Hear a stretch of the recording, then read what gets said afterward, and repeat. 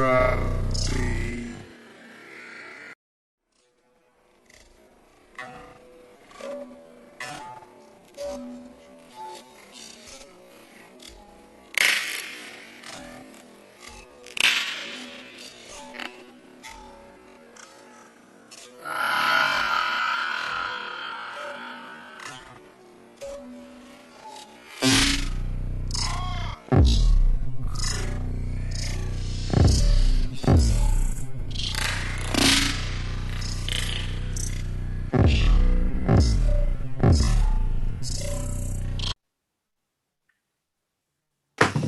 Fuck! Imagine somebody's like watching this with their kids. Yeah, I'm sorry. We apologize for the rude language here. Welcome to DJs and Beers episode number 40 fucking 2. 40 fucking 2! What the fuck? Do you know how many beers that is? A lot. You know how many kilos that is? That's at least 2 per episode for me. Yeah. At the minimum. Do you know what we should have done is we should have like kept all of the cans and bottles. No way.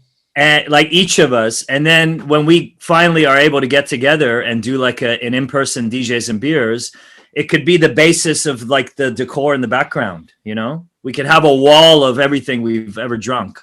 I don't think my house is big I still enough. have them all. You have them all. Downstairs. It's all downstairs. Chris, Chris, I get the feeling that you're a klepto. You keep everything, huh?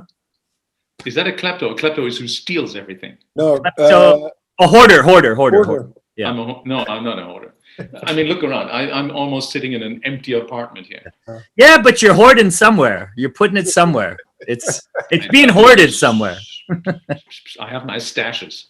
Yeah, there you go. There we go. So, guys, how's life? Well, first of all, let's cheers. cheers. What are you guys drinking? Cheers. I'm Shame on me. I'm drinking water. I got a care package from my friend Brian at Stillwater Artisanals, so I must give a shout out to Brian at Stillwater for sending me the massive care package. And right now I'm drinking the Last Days of Disco. It's a classic farmhouse ale, and it's absolutely de-fucking-licious. I got to give a shout out to this brewery. It's a new brewery called Radiant. And I told you guys in the chat, this guy, what was his name? Aaron. He lives down the street from me. I never met him. And Best friends. He works in this brewery, and he just like dropped off these beers on my porch a little while ago today. And he turns out to be a techno fan as well, which is kind of crazy. And I think this is the beginning of a beautiful friendship, David. I know. I'm gonna make really good friends with this dude. You're not sure he's not a stalker and he's just moved there not by accident? No. No. I don't think David cares. As long as there's beer. He's great looking can. Beer, I'm happy. It's like a spray can. Really cool can art. Yeah. And there's this brewer. I guess they used to work at a place called The Brewery. It's still around, but these guys started their own, and these are like their first. They call it The Brewery. Yeah. You know what I don't get is I haven't really explored this or had much conversation with my sake friends about this, but why not sake in a can? Because you can get it. Obviously, the reason why it's in a can is to protect it from UV light, right? Yeah. Because it'll make it go bad. Same thing with sake. You want to keep it out of direct sunlight. So sake might have a theory about that. Yeah, what's the theory?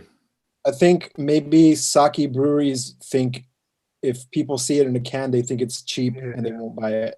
Ali, I've drunk sake in New York in a can. At this in a can or a 1 cup? No, in a can. It's a small can. Yeah. Wow, really? Yeah, I'll have to look it up. But yeah. Maybe I've even seen it in Japan in like the 7-Elevens in a small like ozeki or something. But I can't remember right now. But for anybody brewing sake, let us know. Canned sake. But would you agree with my theory? Do you think that's what it could be? Like they're probably like, I mean, what looks more appealing in a nice big sake bottle or a can? Yes, but what's happening with the artwork on a lot of these like artisanal boutique that the artisanal boutique breweries are employing is like, it's really, it looks beautiful even in a can, It's really dope. I If like this all the was colors. sake, I'd pick it up off the shelf. Yeah. Right. Yeah. Yeah. That's a big thing. I think we're making Matt feel really. Oh, he's got the. Okay, he's got He's the. got I've gone back, this is apparently one of the best isotonic drinks you can actually drink. Apparently, they give it to the German football team.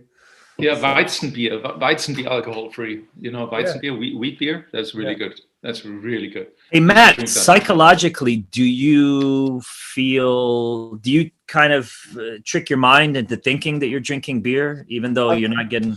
This is actually, I mean, I was buying alcohol-free beers, but over the last week, I've stopped just drinking any beer, and I'm just drinking tea. So, and I'm kind of like, I think I'm losing this sort of urge, the sugar fix that I was getting from alcohol as well. So, which is good. Is that your English heritage, the tea thing? No. I mean, I'm drinking ginger tea. I mean, I'm not drinking like English PG tips or something, but occasionally. They were good. I remember those times with PG tips when I visited London. I do love a and good biscuit, tea and biscuits.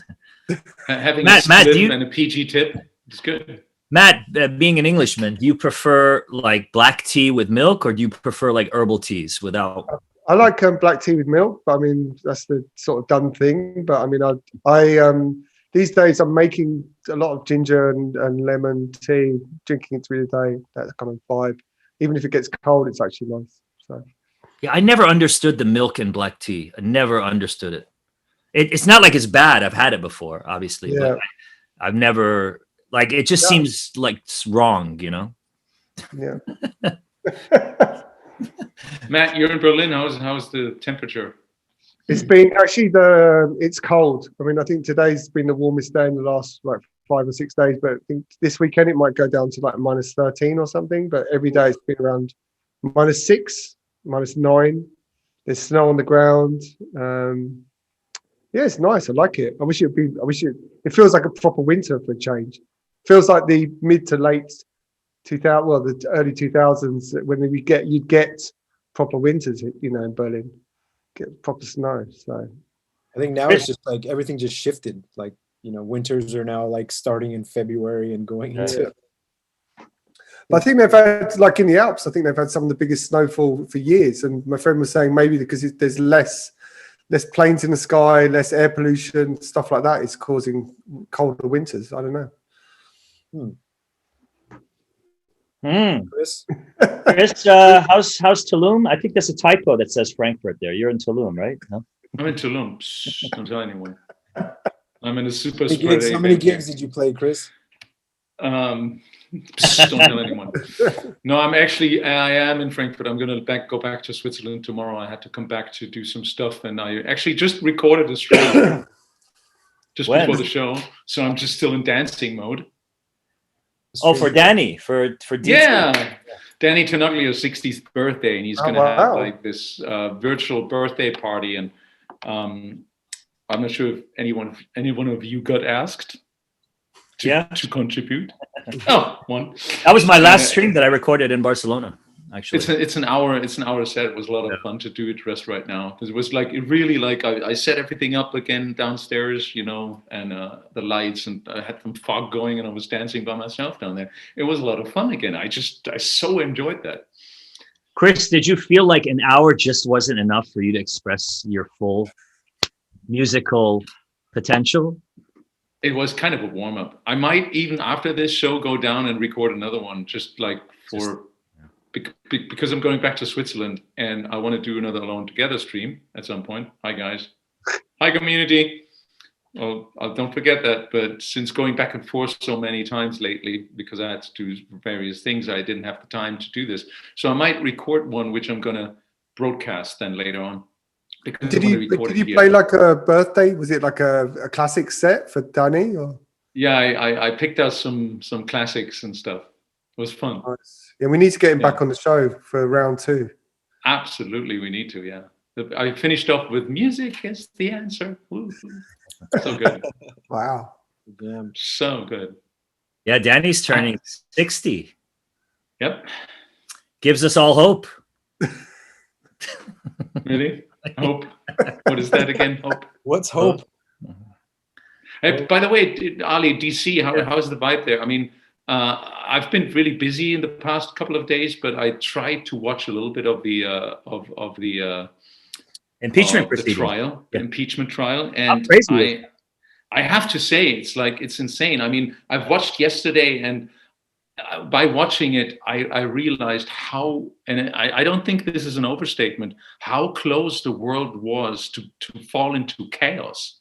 I mean, this was literally so close that most of the senators, or a lot of senators and a lot of House members and the staff would have been killed. I mean, the mob that went in there, they would have killed anyone that could have gotten their hands on, besides maybe Ted Cruz and all the other crazy senators. But I mean, imagine that would have happened. There would have been such a vacuum of power in the most powerful country in the world, in the capital, in the fucking capital, is so incredibly close. And when you watch the whole timeline and what happened, you really, I was stunned last night. I was like, what? This was so close. This was like, it was like the Cuba crisis, close.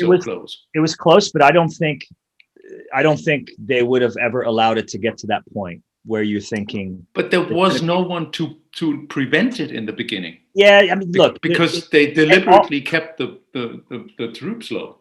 All of these buildings are in DC are interconnected. I know this because my friend used to work for a phone company, and he was always doing the cabling work in all the government buildings in DC. And he told me that all of them, White House, Capitol, everything is interconnected. They have underground, But they couldn't access the underground. They were trapped in their offices and stuff, No, that's just the Senate. Crazy. But for sure, there was SWAT and other people on standby, ready to move if given the signal.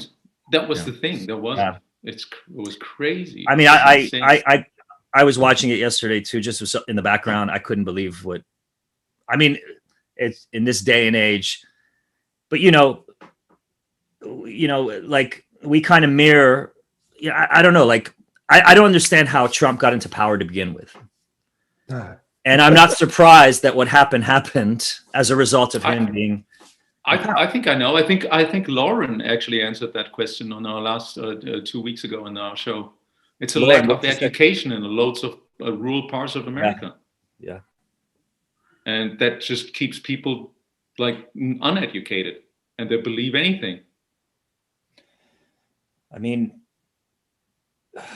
maybe our society here, we mirror the elected officials, like we put these people in power. Maybe that's reflecting who we are as Americans, the kind of people that we're electing to power. Because obviously, if we weren't that way, we would be electing the right people, But don't you feel like sometimes, like Bernie Sanders, for instance, don't you think he was kind of screwed over somehow? Like he could have. Totally, I think everybody does. So so you can't be a complete representation of who we put, because like. Well, it's about majority, right?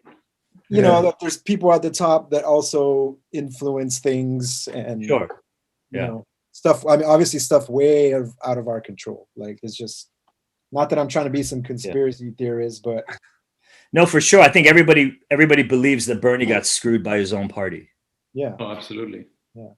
Yeah. Just when there's big money at play, anything could change or can go a certain way, Yeah. Like the whole shit. By the way, Mo is not with us today. No. Oh, yes. Not Mo today. He's got some other engagements to attend to. He's busy. Yeah. Hi, Mo, if you're watching. Ali, how are your gigs? Are you gigging this weekend? Are you back on the road? Back on the road. It's a long, strange road. No, not really back on the road. Just have the odd gigs here and there. I was in Florida last weekend. I played in Orlando, and over Super Bowl weekend, and then I played in Fort Lauderdale, and then. And how was it? How was it going? Like the first gig you did with were there precautions, like, or what was in place regarding Yeah, I mean, all the DJ booths that I've played in so far, they all have plexiglass. Oh, right. Okay. Completely surrounding the booth, so you're like kind of completely closed off Right. from people, whether you're in a DJ booth or on a stage. Certain cities like Austin, for instance, masks were mandatory and they were being strictly enforced. They do temperature checks when people come in. There's no rapid on-site testing or anything like that. What about like outside? I mean, was it people just hanging out outside? I mean, were people wearing masks? Or I mean, Orlando, the streets of Orlando, it was like rammed with people, many not wearing masks. Were you also so in Tampa? Funny that in some parts of the world there seems to be no pandemic. Were you also in Tampa, Ali?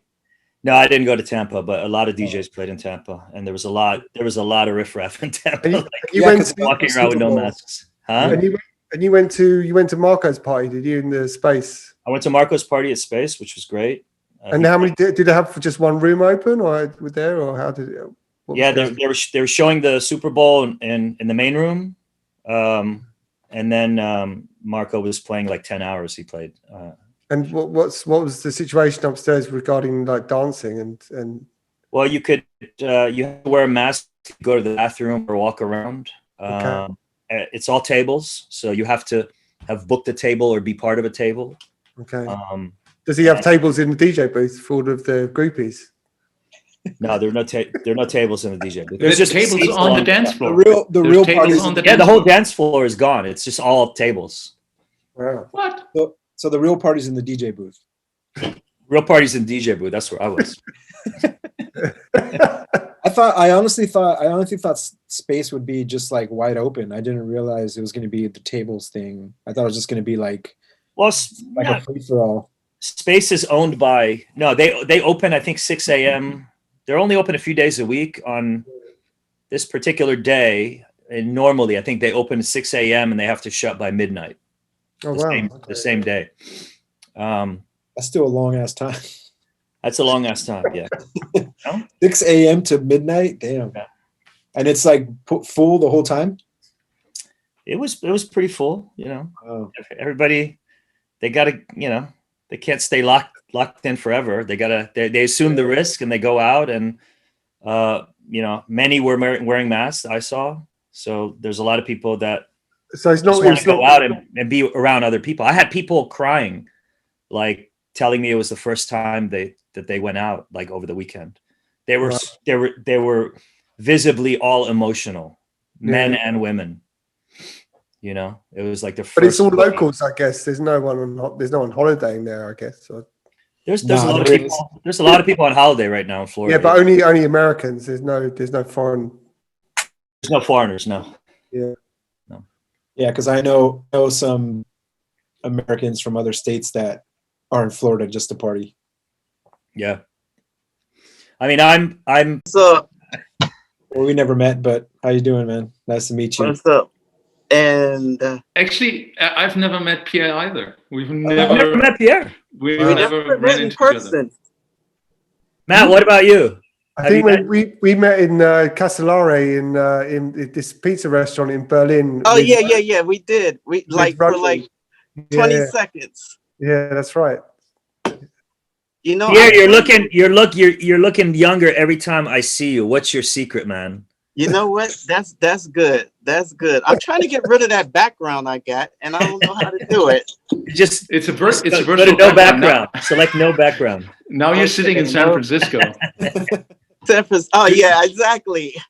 No, Pierre, do you have your phone? You have your phone like this? There you want to put your phone horizontal? Maybe is it your phone that? Oh, you're doing you know what? I would have done that, but every Zoom I've had up until now, I've had to turn my phone. So I sat here. You had me all 20 minutes trying to fix the phone like this, and now you say turn it like that. Okay. You could leave it either way. It's good to see it. Take your time. We got hours. Don't worry. It's like I had to prop the phone up. Here, let's see. Hold on. See, I put it on thing. Here, I gotta click on my screen so I can see. We see more of you. That's great. Pierre, you are in Atlanta, right? Yeah. Yeah. And I know your real name is it's Nathaniel, but who told you that? No. but Yeah, how many people still call you like Nathaniel? Does everybody just call you Pierre? No one calls me Nathaniel. Okay. Cool. No one actually. If you were, well, my girlfriend calls me Nathaniel, but before that, even my parents didn't call me Nathaniel. They called me Nat, as that is my kind of like nickname, you know. All right, I think I'm getting it. I'm sorry I've caused so much hassle here now. It took him 20 minutes just to get it the other way. He was ready. You know what? I'm not used to. Well, see, now it's too late. All right. But I love it that you got the 303 shirt on. Yeah. Well, you know, I did especially for this meeting because I knew we're all tied to that history. In terms of, like, I talked to people and they said, "Oh man, how does it feel to be, you know, this person that did this or did that?" And you know what? It seems to it's more like a whole, like more of a thing that's kind of feels to me. It feels like a group of us spiritually connected behind a sound and a movement. And when I say a group of us, I mean all the thousands of people that happened in like 87, and we all just linked to this sound. Yeah. Which incorporated more than just I would say acid house. Yeah. Although I think house music and techno needed that brand name that had the smiley, and it was branding at its best, and we had no idea. It just happened automatically. You know, it had a face to it, it had a cool name, and then it was like, yeah, it just happened. Can you tell us a little bit about your beginning, like directly? Let's shoot. Well, in terms of like making music and stuff. Yeah. Yeah, I mean, Pierre, did you? I'll try to be more specific than Chris. Right, because it's too much. You started? Did you start by wanting to make music, or was it DJ culture? And did you start alone, or did you start with Herb J and Spanky? Was that the first musical project that you embarked on? Spanky and Herb was the first musical project in terms of creating original music, but I started as a DJ. I DJ, like I had these little break dancing groups, you know. Yeah, me too. I was scratching, I'm doing all that stuff, you know, African Bombada, Rappers Delight, Sugar Hill Gang, you know, all those jokers like that. So I started out like that. And then I soon got into like Italio disco and industrial and stuff like that. I got into the sound of the industrial sound of Germany in terms of like those groups that I can't even say the names to, but you in Chicago had Wax Trax Records, and a lot of those groups were you know, their music was being released on Wax Trax, and we had Hiroko Yamamura on recently where we were talking about kind of that era. Was that era did it serve as an influence? Because some of the future stuff was quite industrial, for lack of a better. I was heavily into, just like we used to play that Los Niños track, and I like that whole album. I would listen to the whole album, and then I would play. Remember that and somebody, it rains even harder now. And Clark. And Clark. Yeah, that song was crazy. Yeah. Were you talking about Einstürzende Neubauten and stuff like this? Probably.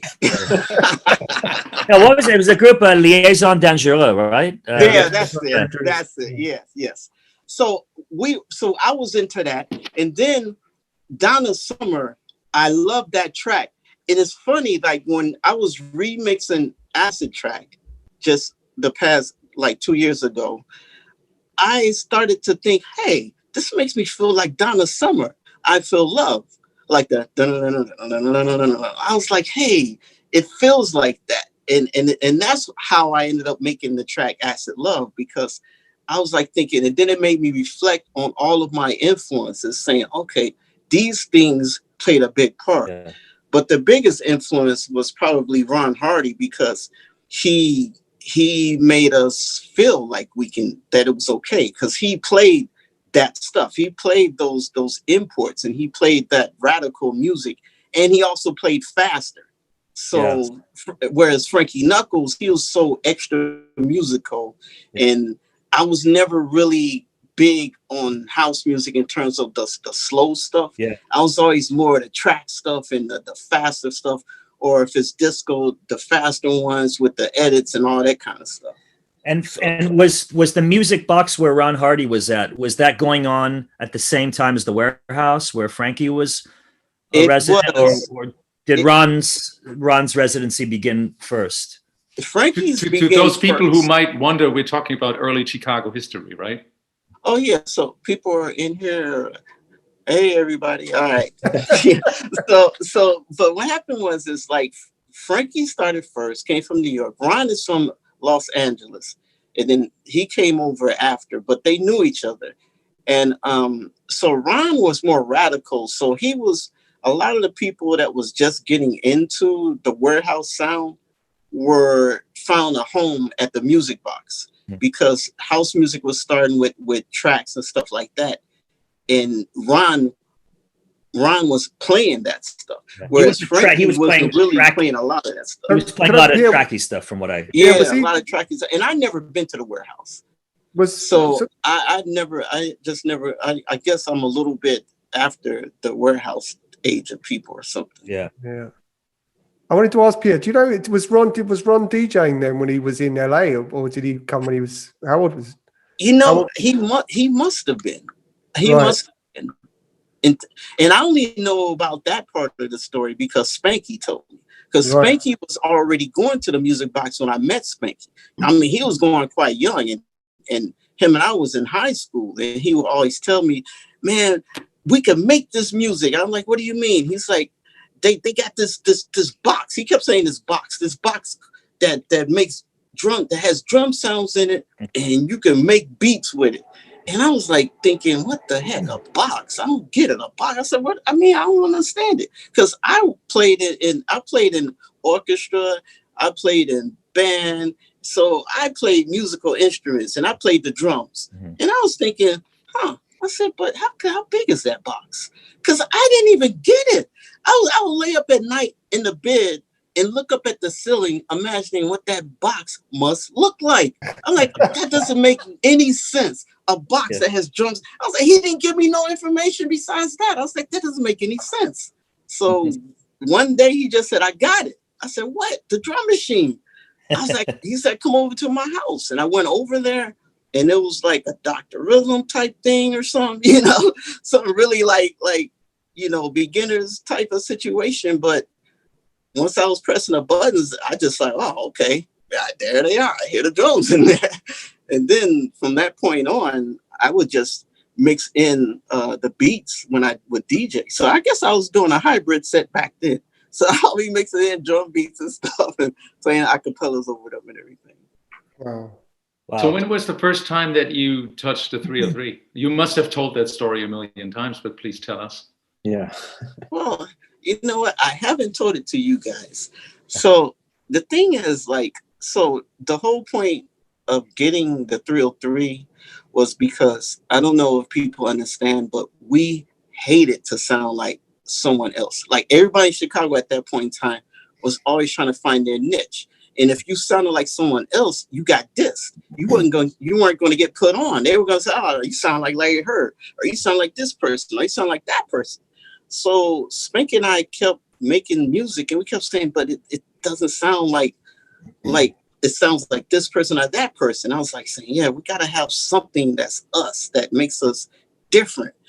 And so when I heard the 303 only because I went to a friend's house and he had the 303. And so the bass line was playing.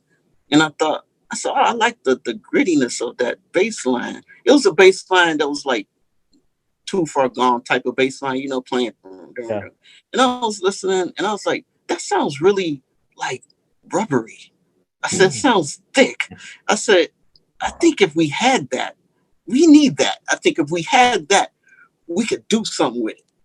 And this is, I don't even know about acid or anything. I never even touched it. I didn't touch this thing and say, wow, it does this. I just thought it was going to be good for bass lines. So and this is like early 80s, right? Like no, 80. this is actually mid 80s. Oh, mid 80s. Okay. Mid 80s. Yeah, 85. Yeah. And I told Spanky about it, and Spanky had heard it. And then let me just disclose this. I always had no money. So I was the DJ in Starving Artists. Spanky always worked a job. Him and her always worked a job. They say, hey, I got to work the jobs because I got to get the girls and blah, blah, blah. Yeah. So they would get equipment and just leave it at my house. Yeah. And I'll just be working on music all the time. But so when he got it, he came through with it, and then we just started messing with it. And I just remember so I played in jazz band. So when I was messing with the 303, and I noticed that it was doing stuff, like when I twist the knob, it will make the sound go a certain type of way. So I found it intriguing that I can control it like that, versus the only way controlling stuff was to play notes. So I was thinking, oh wow, I can just do this. And so I started figuring out what different knobs, how it would work the sound. And so I would just start to feel it and just twist knobs and do stuff. And I remember while I was doing that, lost in my world of just thinking about how I feel about it, Spanky was like, yo, Pierre, keep doing that. Keep doing it. Just keep doing that right there. And I was like, okay. So then that was more empowering. So I just started like thinking, okay, this must be something. Mm-hmm. So I did that. And next thing you know, we that day we recorded Acid Track. Wow. So and it was really long because we just hit record and it just was doing it for a long time. Yeah. And Spanky was making a beat as I was twisting the knobs and stuff. And then when we finished, we said, wow, this could be something. And then I was like, but who would play this? And that's when Ron Hardy came into play, because if he didn't play that, there would be no Acid, because no one was going to play that track. Like, it wasn't like something someone heard. And him and Frankie were like the most influential DJs then. So if they didn't drop it, I don't know. So really, Ron is very key into all this. And why did you call it Acid Track? Yeah. Well, see, that's the question. Where did the acid name come from? Yeah. You guys gonna think I'm nuts, but trust me, I did not know acid had anything to do with drugs. I did not, because I grew up pretty sheltered, and I grew up in the suburbs, so I was like an hour outside of Chicago. Yeah. So I wasn't around any type of drug situations besides marijuana, most likely. Yeah. So when I've already heard of acid jazz and acid rock, I didn't know that was connected to any drugs. So I just thought, oh, okay. People are calling, because what happened was the track got popular in the music box, and then the message got back to me that Ron Hardy got this new track called Ron Hardy's Acid Track. And I was like, oh, I gotta hear that. And so a friend came by with it on a micro cassette player, because people would sneak in there and record his sets. And so he played it.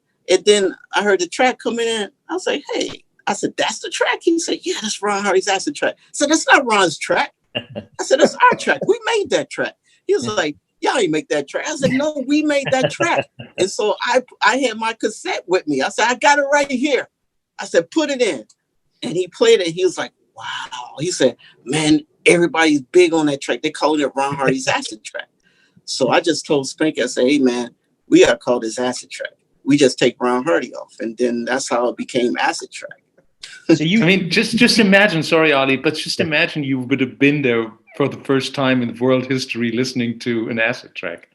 Yeah. Like in that, like, wow. Wow. It was crazy. Chris, you wouldn't know what to do, because you know what?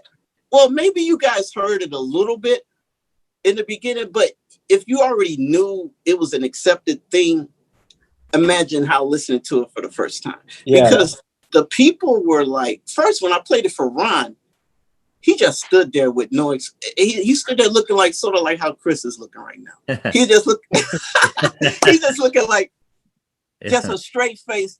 And we're thinking like, does he like it? He's not nodding his head. He's not doing anything. And the track was 15 minutes long. Yeah. So that's 15 minutes uncomfortable with this man not doing anything. And then when it ended, he said, "When can I get a copy?" And we was thinking, "Oh yeah, dude, you can have that one."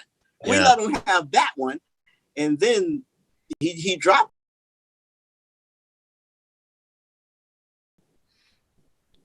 It was really early. It was kind of sparse up in there, but he played it, and we were happy.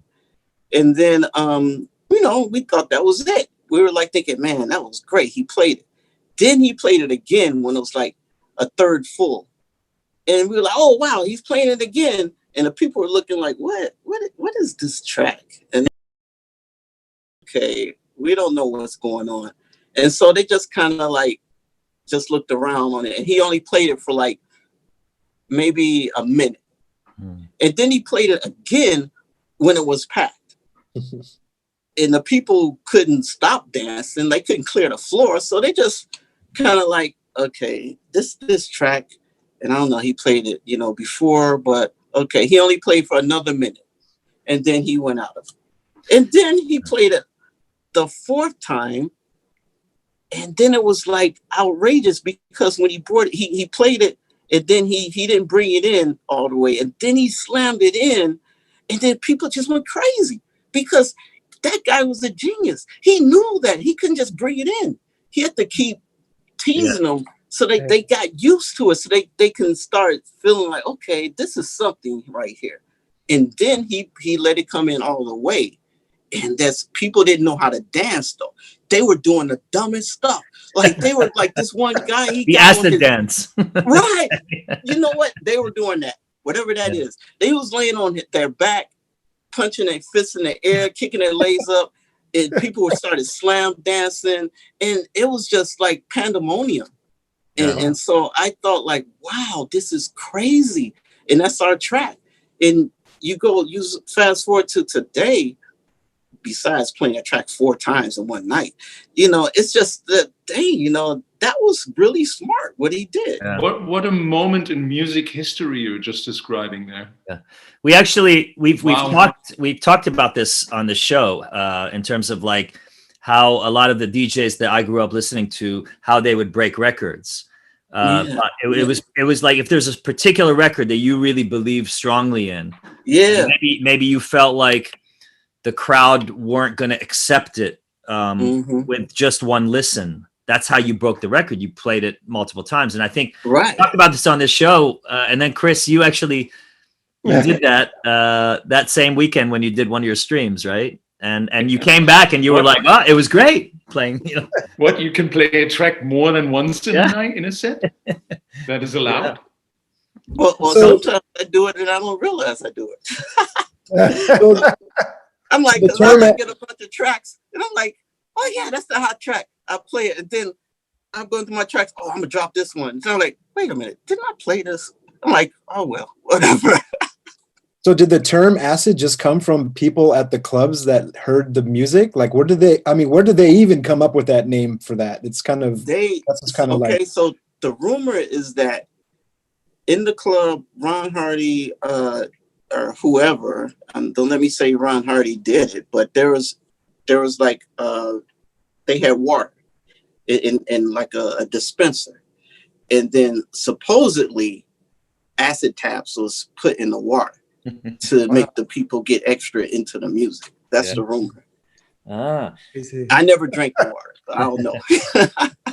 So Pierre, like what was it like? You made it in the bedroom, I assume. You guys didn't have like a fancy studio.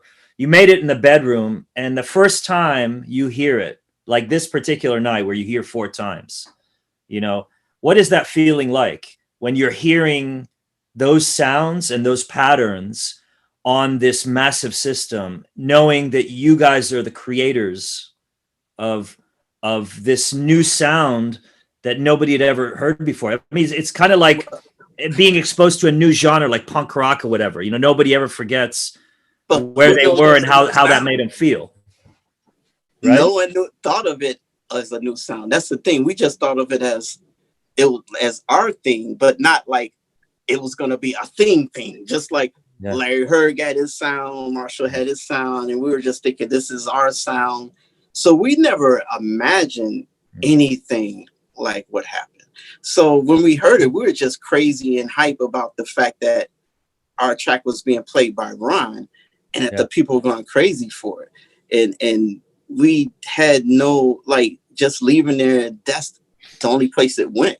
And we were thinking, okay, good. Now we're going to make tracks with this machine, and we're going to make that sound, and people are going to be like, that's future sound. That's them. Yeah. We never imagined that other people were going to, first of all, we never told people what we made it on.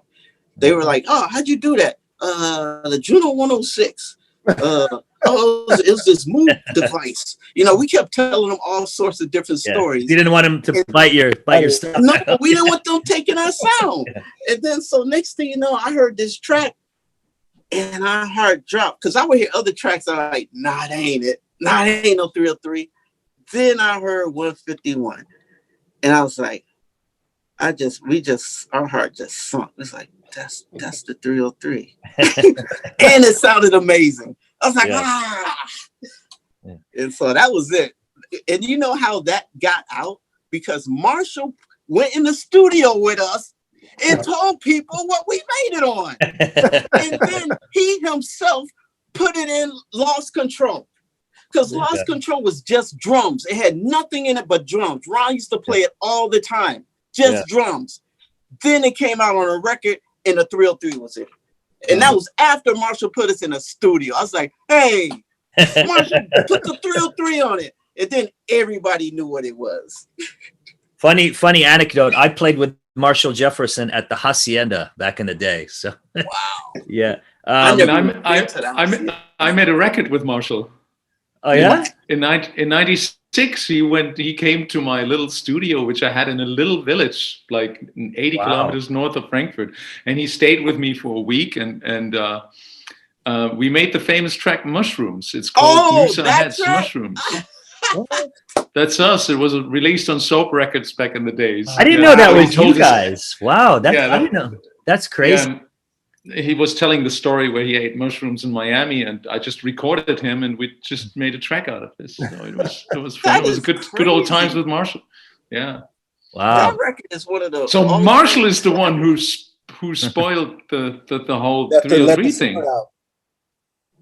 Wow. Yeah. So Did you ever consider your music with the 303 and the acid as a part of house music, or were you like, this is a completely different thing? It was, I consider it as a part of house. See, the thing that most people don't understand, which I'm sure Ali could attest to, is that in the US, there was no acid house scene. You heard the acid tracks being played within a house party, but you never heard like it was no acid house party where it's just like all these. So it wasn't no acid house. Acid house really was a genre that developed in the UK in terms of acid music. We never seen it as nothing but just another type of thing within house music, like Detroit techno, you know. And then that's those, and then it still was an acid house. It's like it was just an acid. Oh, that's one of those acid tracks. Everything was an acid track. And Pierre, like in those days at the, at the Music Box, the DJ booth that Ron was in, was it a hangout for friends and all those early pioneering producers in Chicago, or was he completely sectioned off in a closed booth? And you guys, all these incredible, this wave of talent from Chicago, they're just going and they're getting lost in the music on the dance floor. Is that people were? Ron was in his booth, which was definitely closed off in terms of you weren't going to be able to get in there. You had to go through another door that wasn't even accessible from the dance floor. Yeah. But and then he would normally be in there by himself. I might have seen someone come in there only to give him something or do something, but he was never there. It was never people like hanging out. He didn't have like friends or girls up in there in a booth and stuff Not like today, right? you know, Yeah. nobody's taking pictures. But he was there by himself. But what happened is, this is the thing that made me love Ron Hardy. So Spanky used to come. I used to play I used to have my garage. So a garage was a detached from the house. When I used to practice DJing, my equipment was in the garage and I would be DJing. And then a lot of times it'd turn into a party. Like people would just end up coming over and it'd be like 30 or 40 people just there. Which is probably what's happening these days, but yeah. So I was doing that and Spanky was like, okay, play this song. And I was like, what's that? He said, this track, they love it in the music box. And so in my mind, I'm thinking he's bringing over some tracks. So he brought like I Can't Turn Around by Isaac Hayes. Mm-hmm. And I was like, okay. I said, this is kind of old. And this is before I ever went to the music box. I said, they listen to this? He said, yeah, they go crazy for this. He said, play it. I'm like, you want me to play this right now? Okay, all right. Then I'm like, well, I was like trying to mix it. I say, hey man, this thing is off beat. Like this drummer, he's not on beat and stuff. He said, man, you gotta learn how to do that. You gotta learn how to do that, man. That's in Chicago. You wanna play house music? That's what he always tell me. Yeah. I was like saying, okay, I'm trying to mix this record in. It's a mess. And then so it comes in, and I'm like, listen, I was like, I don't like this song. I just remember feeling like I don't like this song.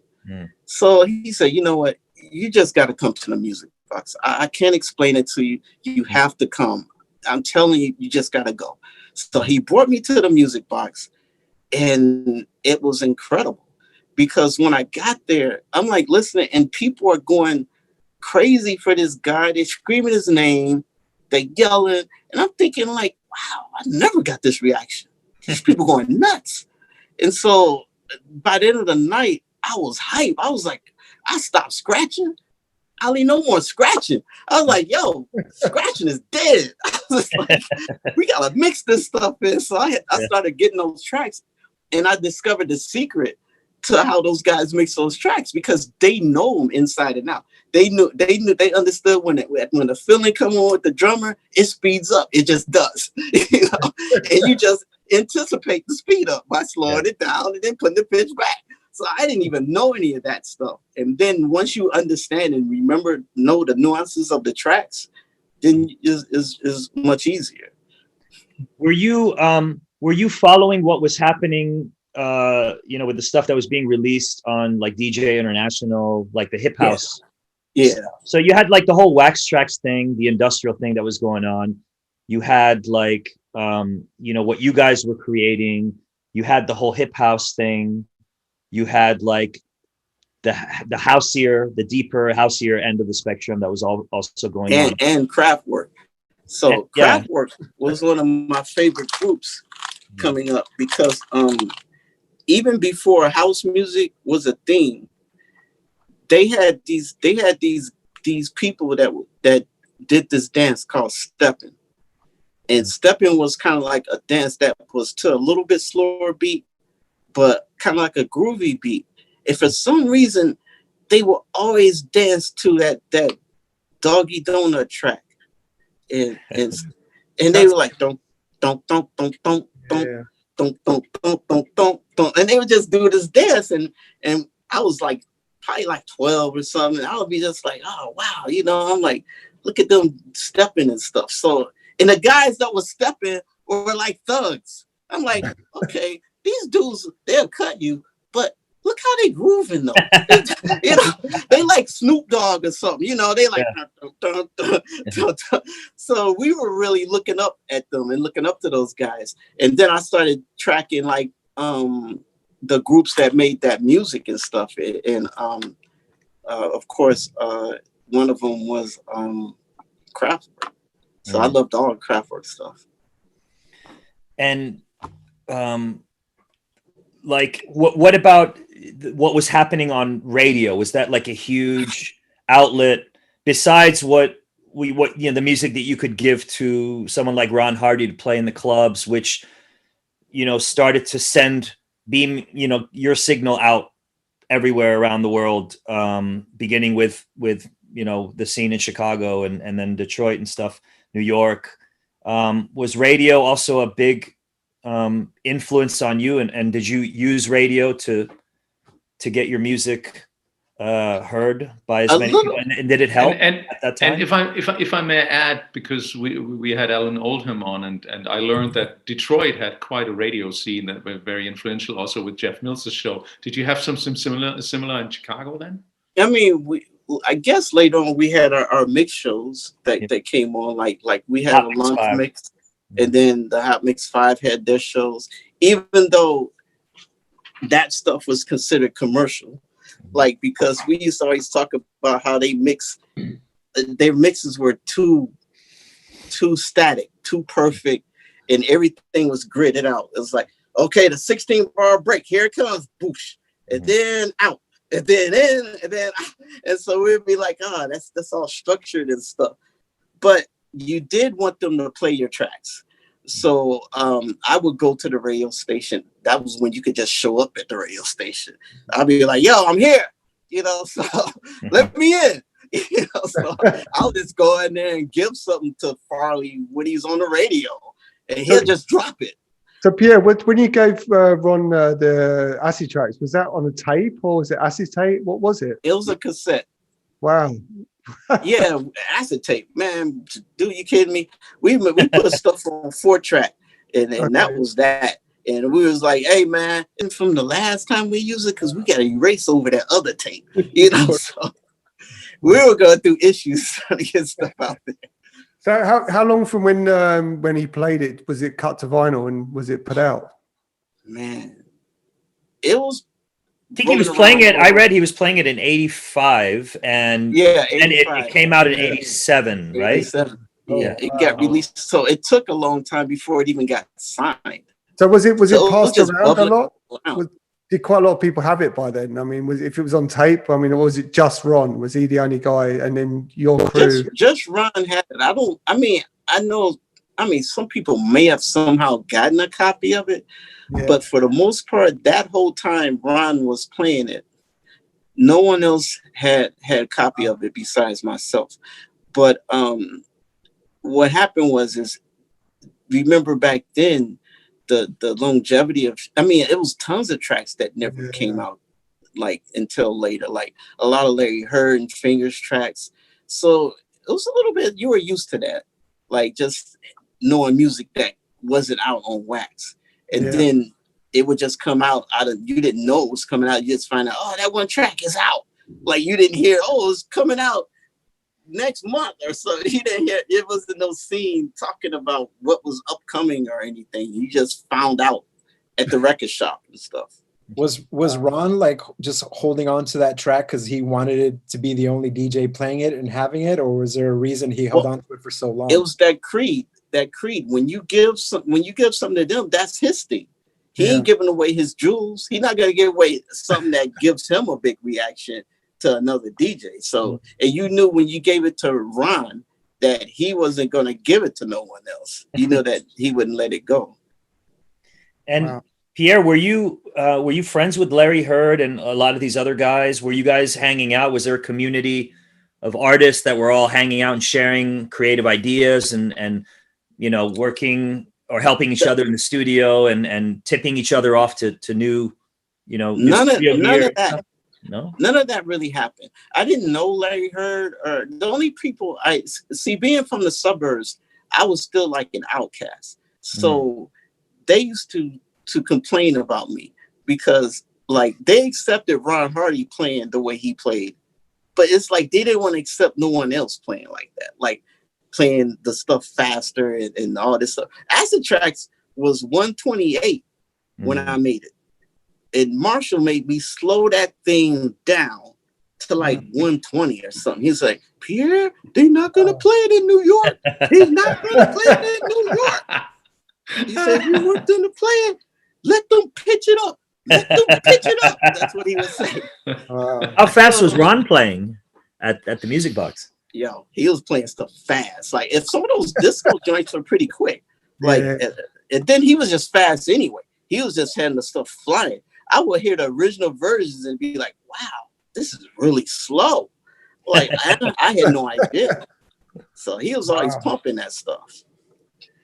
Yeah, I think it was to increase the energy level of the room and of the music and stuff. You play it faster. Sometimes you may lose the, you know, not with all tracks, but with certain tracks, you lose the funkiness, you lose the groove. Yeah. But yeah. So Pierre, was the version that actually came out on vinyl? That was the original version you made back in '85. Then, right? That was the one that came on vinyl. Yeah. When it came out, I know we recorded it. Yeah, we recorded that in the basement of a church, actually. Okay, wow. They had, because back then churches had like a little studio type of things.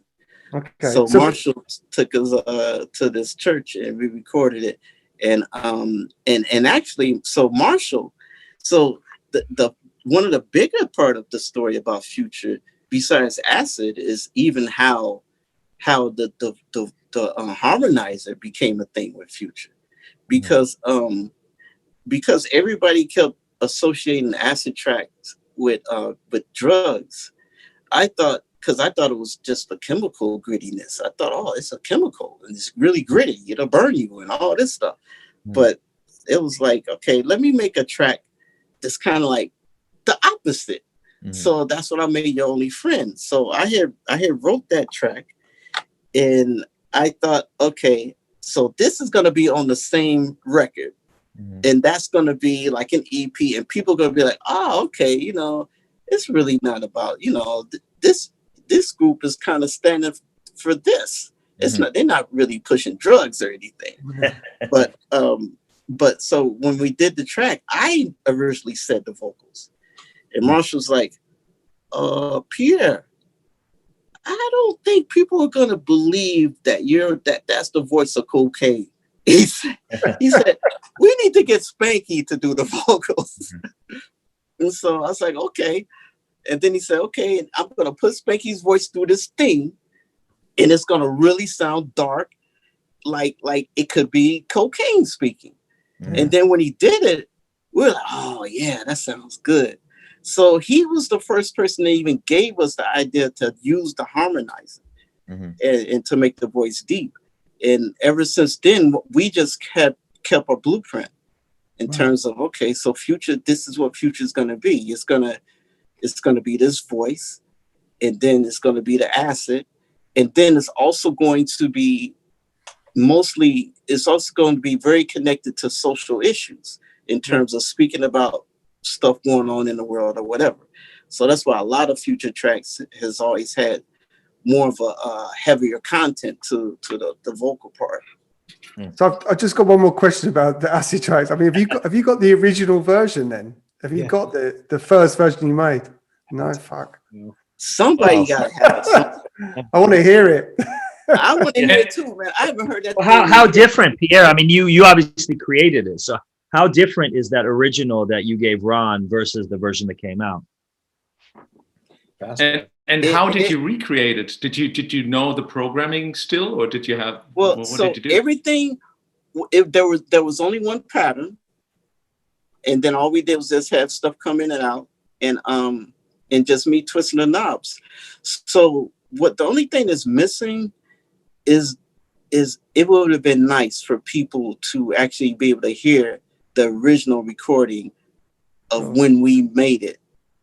That first energy behind twisting the knobs, what it sounded like, how it was done, to be like, wow, that's the first time that was really done. Yeah. So when we went back in the studio, we'd done countless other tracks, you know. They weren't, you know, just in the studio. It wasn't like they came out, but so we were more into, I guess, the programming and things like that. Like I understood the 303 even more, but I just think the emotion behind it was so amazing because it was such excitement at what this machine can do and how it manipulated the sound and stuff. And you know, and to go even further into like, I know you didn't ask this question, but it's an interesting part of the future story in terms of just the fact that we kind of like, people think about communities and stuff like that. And it's like, okay, you guys knew each other. But the funny thing is, we would call each other on the phone and talk crap. I'll call Bam Bam, or Bam Bam will call me. I said, dude, I got one. It's going to blow your joint away. I just told him straight up. And he was like, nah, I got one, this and that. So we would just talk stuff with one another and everything. And then no one had an 808 or a 909. And the 303 was really scarce. So people will borrow my 303, and someone would be having an 808. It was somebody's 808 and 909, and no one knew who it was, but it would go around the whole city, and it was like a library. We'd be like, yo, you got the 808? Who got the 808? Oh, I gave it to Tyree. Yeah. I said, all right, Tyree, I need that 808 after that. But I told Kid Lexi he was going to get it. I said, man, listen, I need it. I got a track. I got to do it. It's got to come out. And then we'll be just using it. And nothing ever happened to that 808. Like, it didn't get broke. Everybody like, yo, take care of that 808 because I need it. And everybody was just using it. So I thought that was pretty unique, pretty interesting as far as we were still competitive, but we still knew we needed to use each other's equipment to do things. Yeah, Carl Craig told me that was happening a lot in Detroit as well, where there was, scarcity of equipment. There was only few people or one person that had a particular, synth or drum machine or whatever, and it was getting passed around, obviously by friends, who respected. But we never knew whose 808 that was. But you had no idea. they were somebody let one person use it, and they probably regretted it because that thing went all over the place. To people they probably didn't even know. Wow. Pierre, like a lot of people, obviously, Trax Records, DJ National, all these early, Chicago labels were quite revered internationally. What was your relationship with Trax Records like? I mean, you initially began by releasing a lot of music on that label, so I'm assuming they were quite receptive to what you're doing, and they were quite supportive. Where did it go wrong? Do you have any cautionary tales for it? Went wrong.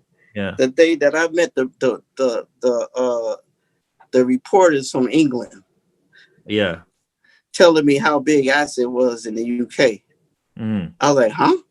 Larry Sherman said it was just doing a little bit here and there in Detroit, and then maybe New York, and really that's it. I'll let you know when some residuals come in. When you signed these tracks, were you getting an advance or no? Yeah, we got an advance for the tracks. Yeah, and then we wouldn't see, and then it would be like an EP was about 1,500, which was kind of like a lot back then. So I would get the 1,500, and then he said, Pierre, I also gave a check to so-and-so. So you might want to hurry up to the bank so you can cash that, because I don't know what all is coming in. And I'll be like, oh, okay. And I'll just shoot to his bank and cash it. Yeah. Oh, are we still talking like end of the 80s right now? Yeah. We're still talking, 87, 88. And I mean, we didn't know anything about and that's the thing. He didn't tell us stuff. And you and other people, I didn't have relationships with people who might have known that were already traveling to Europe at that point in time. So who was the owner of Trax Records? Larry Sherman. Larry Sherman, that's right. Yeah. And then We Are Future, which was one of our biggest, came about because everybody started talking about how Acid was dead and it was going to be nothing and Future's over. Because remember, everybody just did not like us. It was like they were against us somehow. And Spanky came back and said, man, Pierre, everybody's saying that Acid is over. And he was like really a little distraught and down. I was like, really? I said, they saying that? I said, all right, you know what? Future will never die. And so I started like, I went home. I said, I'm about to write a track. And so I went home and I wrote the lyrics to Real Future. I wrote the whole track, made the acid line, did everything. I said, all right, Spanky, we got to get in the studio because I got one and watch. And so I was really excited because I grew up differently. I grew up like really going through a lot of things, so to speak. Like my family, my background is been involved in a lot of stuff historically. Like my father, he was a drill sergeant in the Marines starting 1950. Now 1950 was the beginning when they even let Black people be on that level in terms of in the Army. And there's situations where he would not move to the back of the train and they had to call the police and all the National Guard and all these people. But since he was in his Marine uniform, they couldn't touch him. Wow. They had to call the Marines to come get him. That was when they really respected military. So there's that. And then a lot of these guys didn't have the same things I had growing up. Like my father was always there, you know, so it gives you a certain strength and value in terms of when things happen with me in school, it was my father would be up there. And then when things needed to get dealt with in a physical way, my father would be there with my 3 brothers and be like, hey, handle that. And then something happened. So I was just wanting to fight when I heard that. I was like, no, we're not going to let this stand. We're going to make a track and we're going to show them that Future going to be here. So we did Real Future, and it really was an important track for me in terms of what it was talking about. And I knew what was going on in Europe, and I just felt like, what are they talking about? It's not done. And to be here 35 years later is crazy. Like, that's a crazy thing, you know? So I really, my career has been one of a lot of things that's really close to just my heart.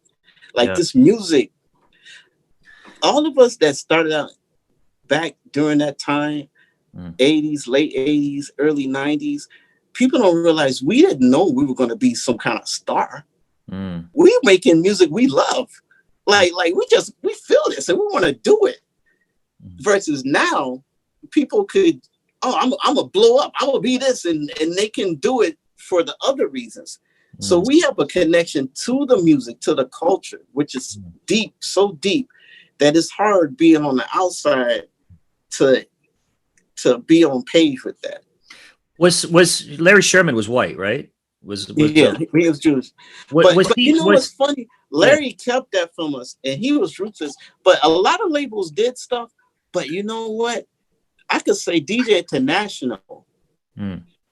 I felt like they really tried though, because they did things, and the artists did get included in those stuff. They were told about stuff. Larry was on a whole nother level because he was involved in a lot of things. People didn't notice. Larry had a chop shop, so he was connected to what do you call that? The underworld. What is that? The mafia.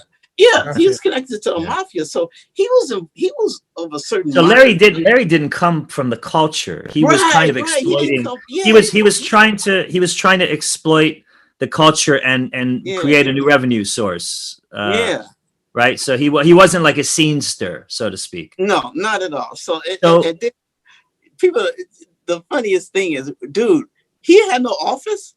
He had a podium in the middle of a room with a lot of broken records all on the floor, all over the place. Yeah. And you walk up in there through the loading dock part, mind you. You're walking up the little steps next to the loading dock, going into this crickety door.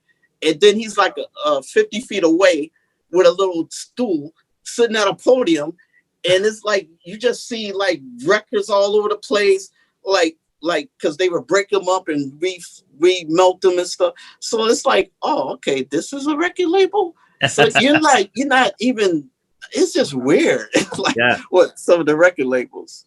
So you then I would maybe, I don't know, you would have to say if it's correct or not, but like the next chapter in your evolution as an artist, started in New York, right? Yeah. You moved to New York, what, like in 1990? And was it a direct result of like what happened with Trax? Yeah, Trax. Yeah, I told him I'll never come back there again.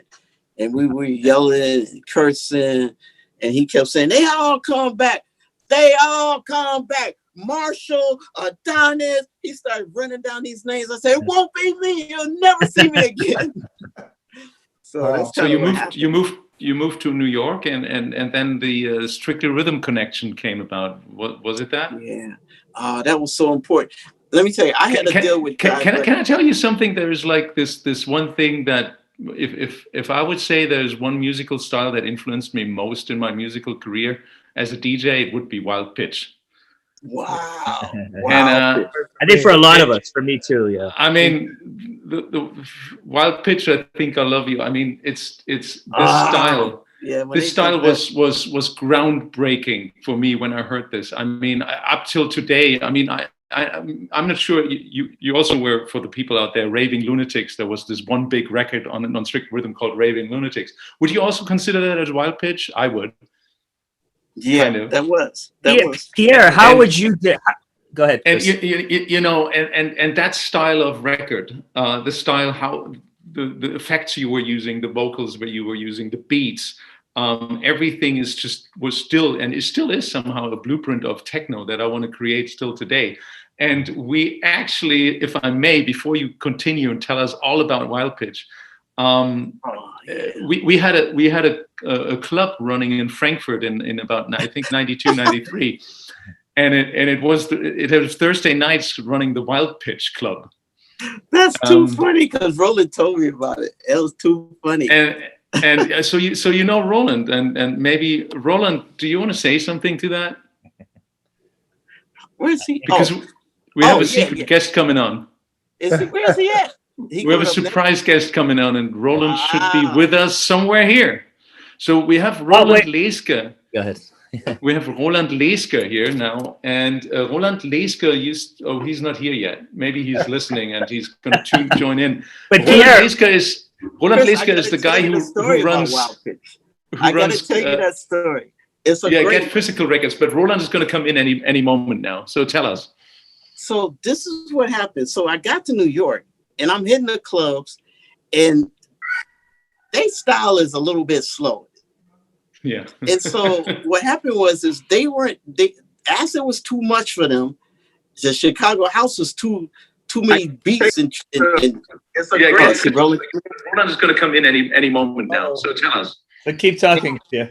And the beats were too strong for them to get with. He's gonna have to turn his sound down, otherwise it's gonna keep feeding back. Okay. I think. There so the beats were too strong, and they weren't really kind of getting into the tracks I was making. So I said, okay, I know what I gotta do.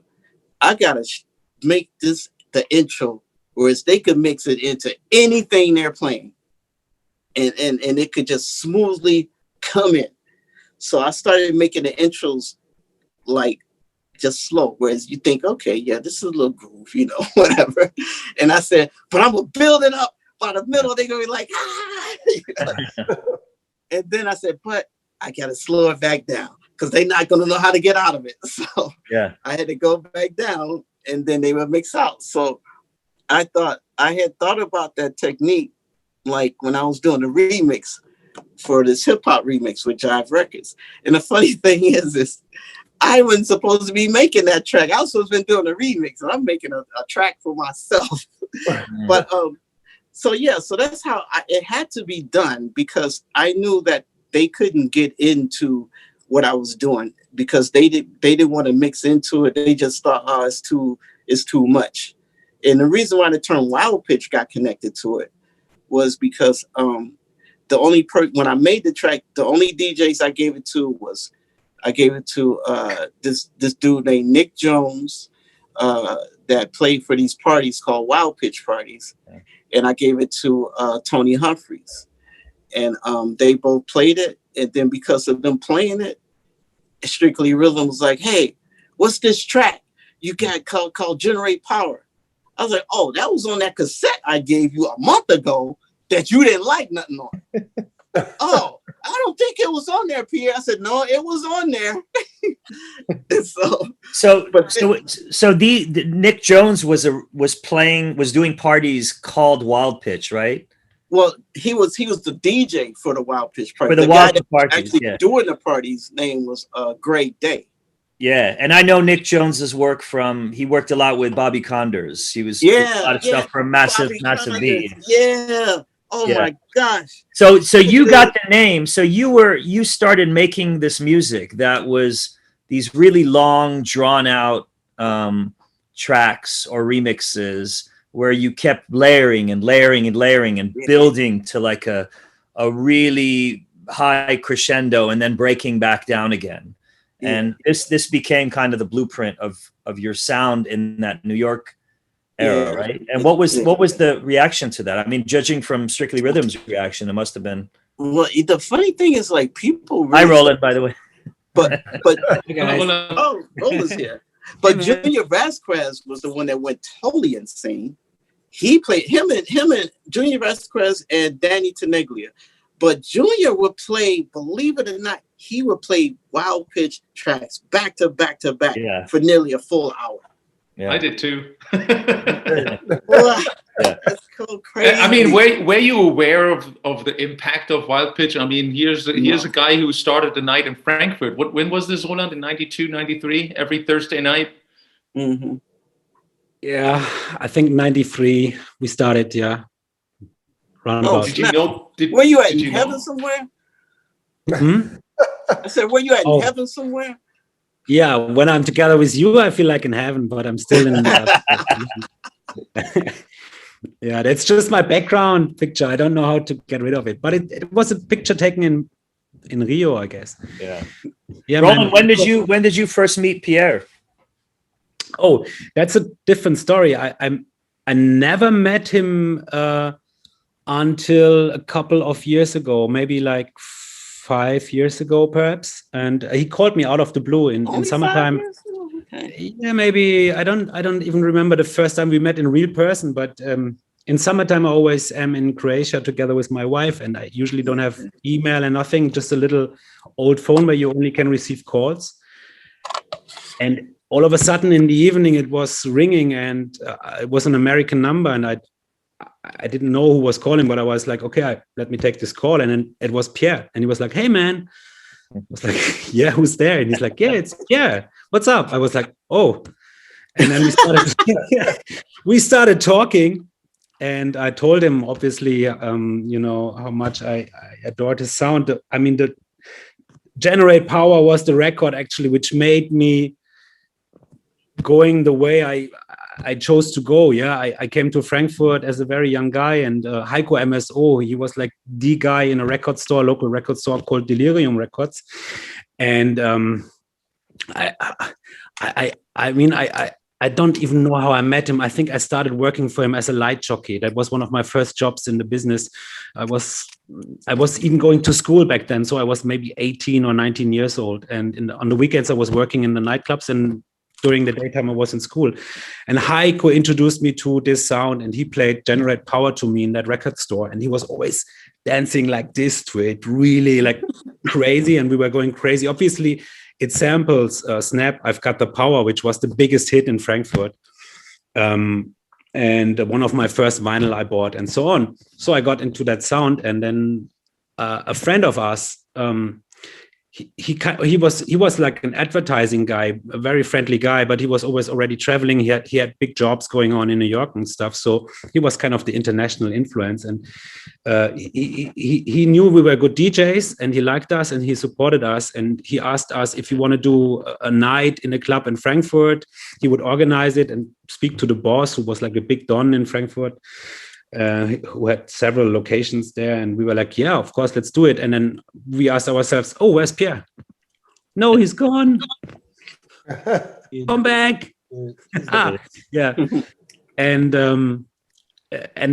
Horst said, let's call it the Wild Pitch Club.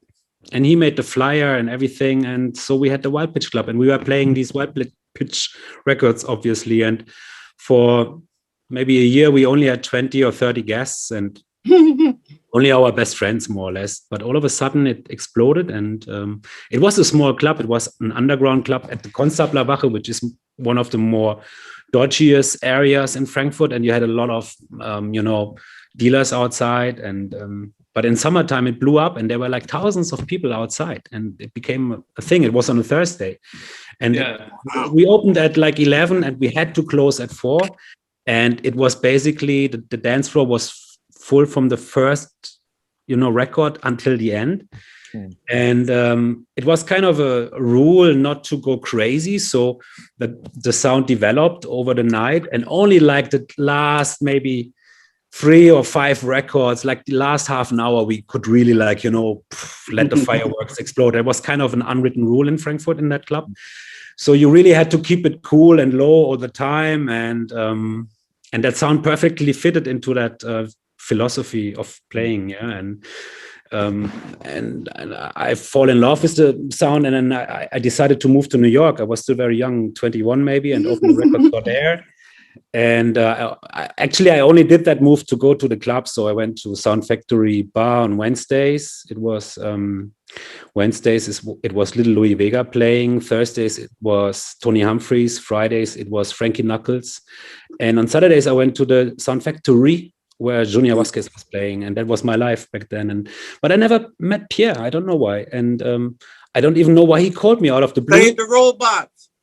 yeah, you played at the Robots. I was there exactly with my friend Horst, who was my neighbor in New York, but we never met in person. Right. Yeah. So I don't know. He called me, and then we started talking, and I told him the story and how much I loved the sound, and that I would like to re-release, one of his records. And we had some issues on the publishing side. So we decided to do cover versions. He did cover versions of his own songs to, bypass these motherfuckers. You heard the story before. And that's how we started. And I just, went to my record collection and I found it. We did this one. Yeah, can you see it? No, because of your virtual background, you got to get. No, I have to kill my virtual background. Yeah, if you go to the preferences, you can just choose no background or something. Okay, let me kill it. Einstellung. Man, you guys got any flyers from back then, from the Wild Pitch party? Yeah, we have some flyers. That'll be. I have a question. I have a quick question. Wait I have a quick question for Pierre. How many 303s have you owned in your life? You know what? This is gonna freak you out. Only 2. Wow. You still have only 2. The first and I don't one? even have one now. Oh wow. I have one, but I haven't gotten it back from Spanky's his wife. Oh wow. So I'm gonna try to get it from I'm actually supposed to be getting it from her this year. So. Oh wow.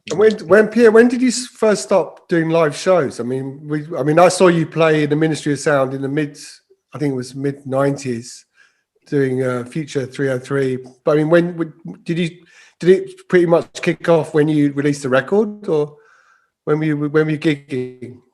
I never did. You mean like shows as Future? Yeah. Was that just a later thing, or?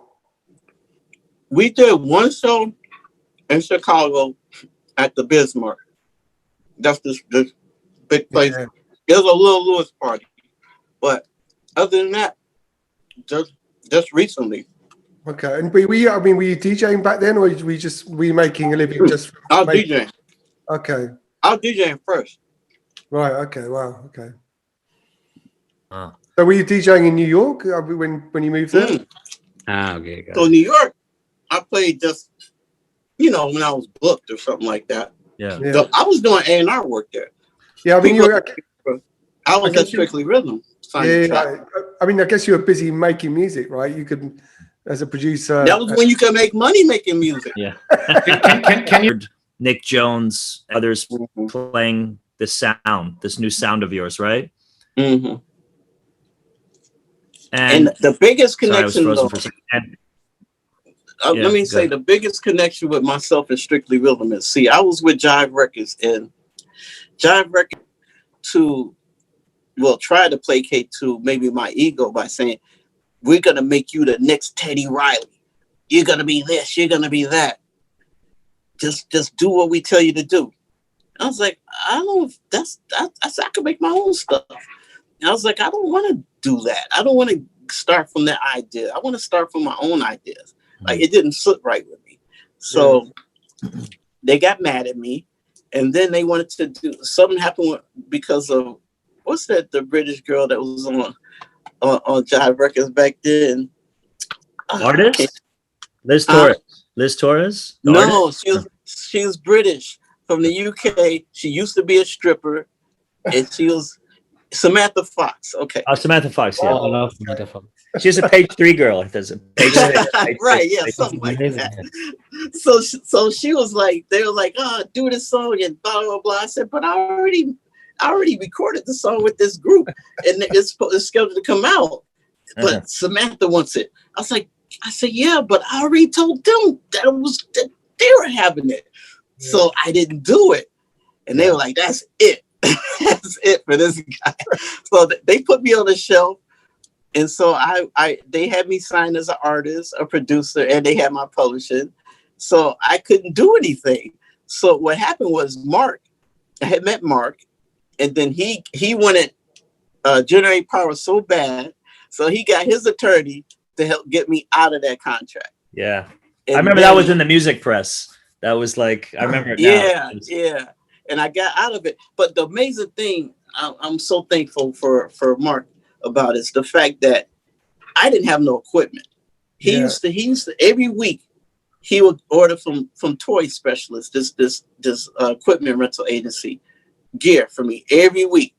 And all he would do is say, hey, just give me first refusal of whatever you make. And so that's why I had so much stuff come out on Strictly and had such a good relationship there, because he didn't have to do all that stuff. Yeah. So, and then eventually I started getting my own equipment and stuff. Yeah. And I mean, do you think that was as well? I mean, a lot of artists that moved, a lot of artists from Chicago, like Lil Lewis or even Larry Heard, when they signed to major labels, I mean, the music became more watered down, didn't it? I mean, it was, I guess the music wasn't accepted. So by being able to record on a label like Strictly, that you could do your own thing. You could, that was it, right? Yeah. And he really, he didn't know about the music either, but he was more someone that wanted was about the culture and the integrity of it. So if we were stressing things had to be a certain way, then he wasn't like trying to stand in the way of it. Nice. Pierre, I mean, Roland and I were from this sort of Frankfurt school. Sorry, guys. That's where the album. Wow. Wild pitched the story, and it's it's really heavy vinyl, double vinyl, and it's got all the classics. What are the tracks, Roland? Can you? What is house music? From Future's from Pierre. Pierre's Fantasy Club. Yeah, right. Generate Power, Fall, Master Blaster, Strobe Light Laser Acid, that's a new one. Meet Hate with Love featuring Ann Nasby, that's a new one. Pierre, one of our favorites. I think we just did it for ourselves. Mm-hmm. And then it's the cover version from Donna Summer's I Feel Love. We did another vinyl where she's singing the girl, Chick Lorraine is singing Acid Love. It's only out on vinyl. Mm-hmm. And Let the Music Take You Higher. Classic. Mm-hmm. Yeah. And there wasn't enough space to put out more, but I mean, it was kind of I think the digital version maybe has a few more tracks, and we were playing around with these ideas, and because Pierre never released it as an album.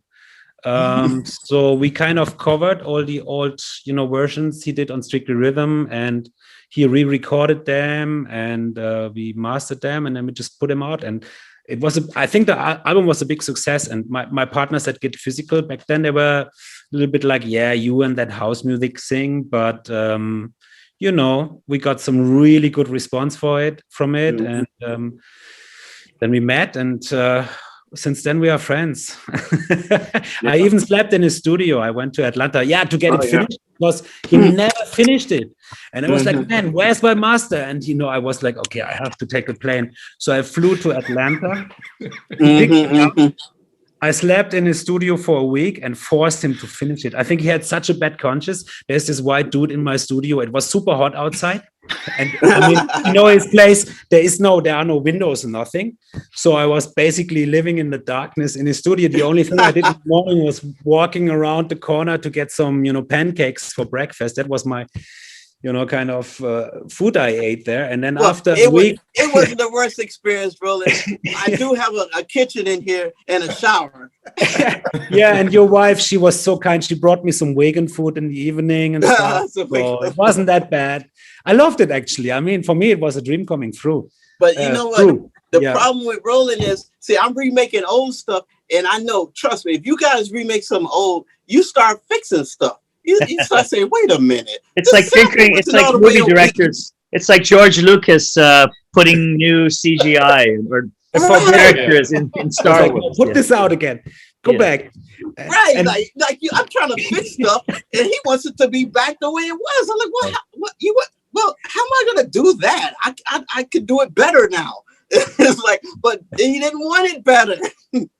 That's what adds to Pierre, the old stuff, Pierre, you when you got connected to Strictly Rhythm and that relationship became a really fruitful one for you creatively, then all of a sudden you had the majors calling you again for remixes.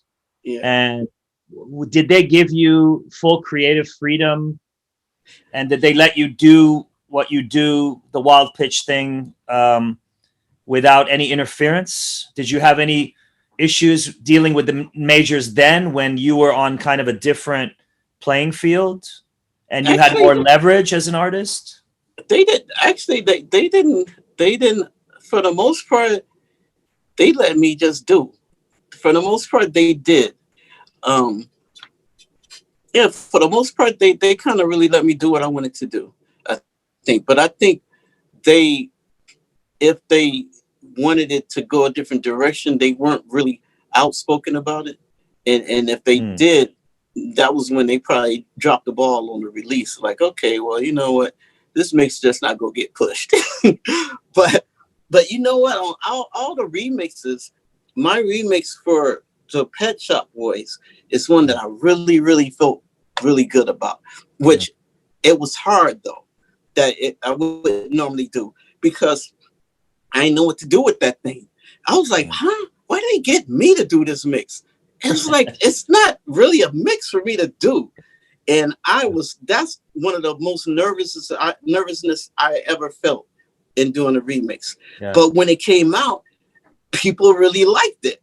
Yeah. Like one of the versions, like a lot of us from that era, when we got approached by majors to do remixes, we had the same feeling.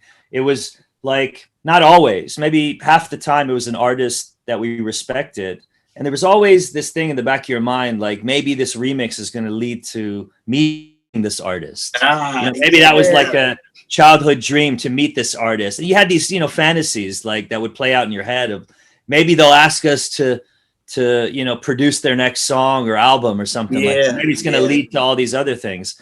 And oftentimes it didn't pan out that way. But I must say, for all the people watching, your remix of Yo-Yo Honey's Groove On. To this day, the dub is probably, for me, I mean, Generate Power was, yes, an influential record for all of us. But that for me was you taking that sound and making it kind of absolutely perfect,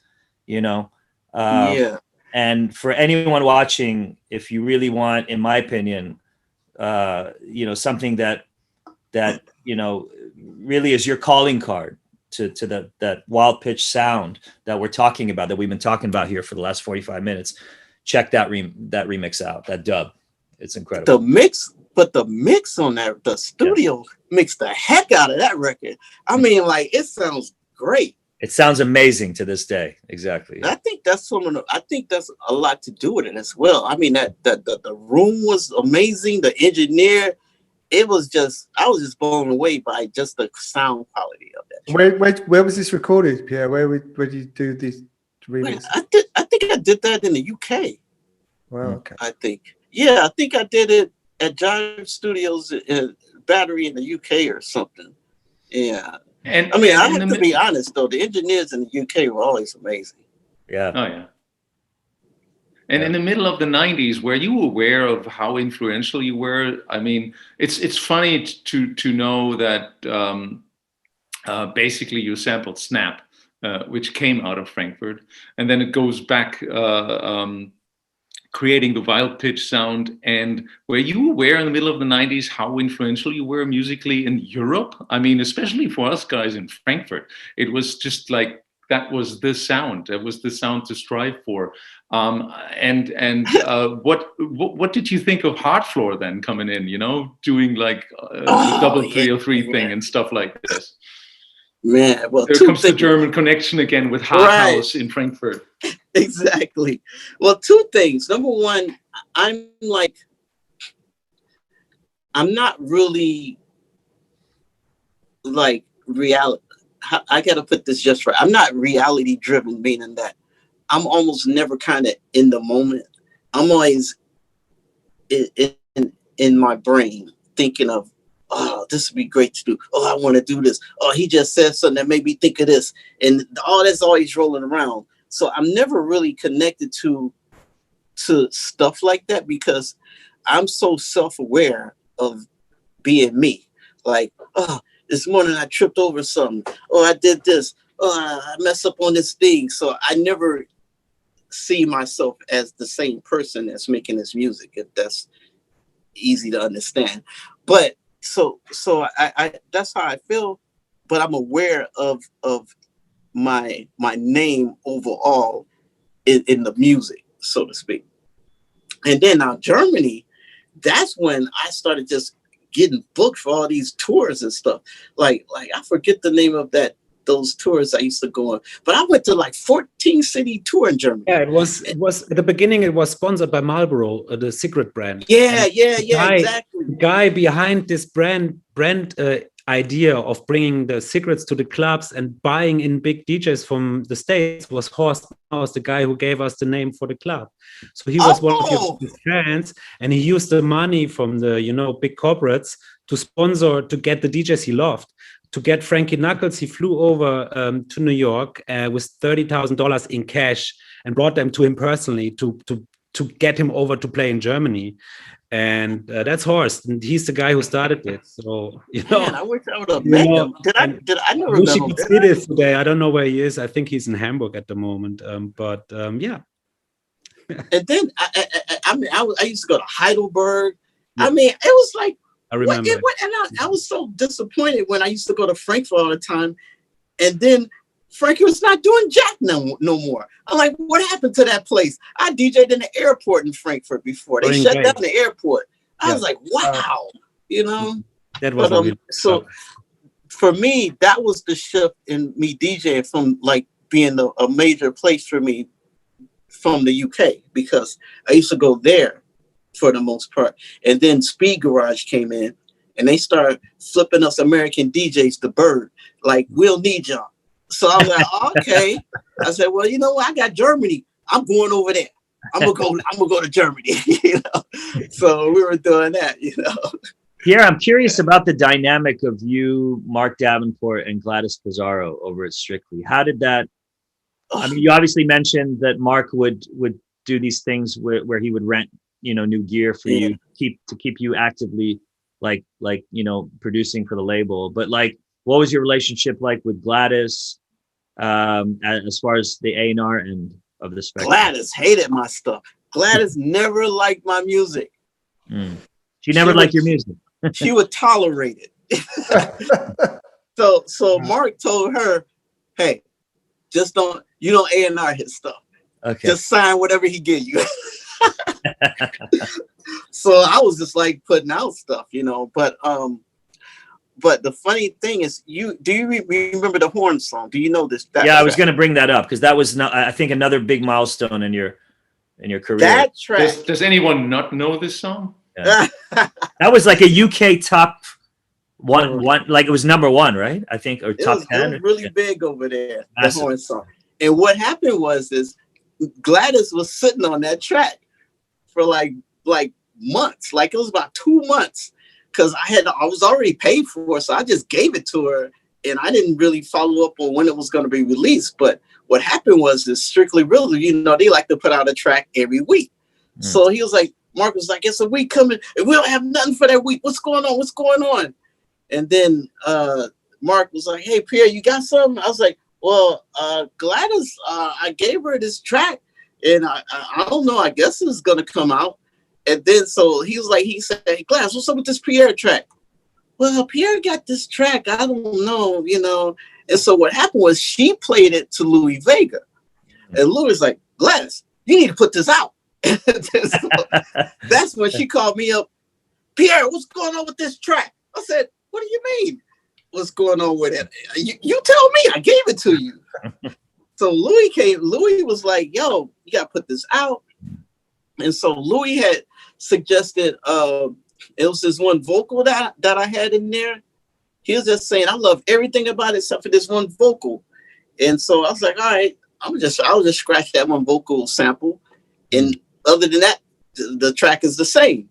And so she put it out.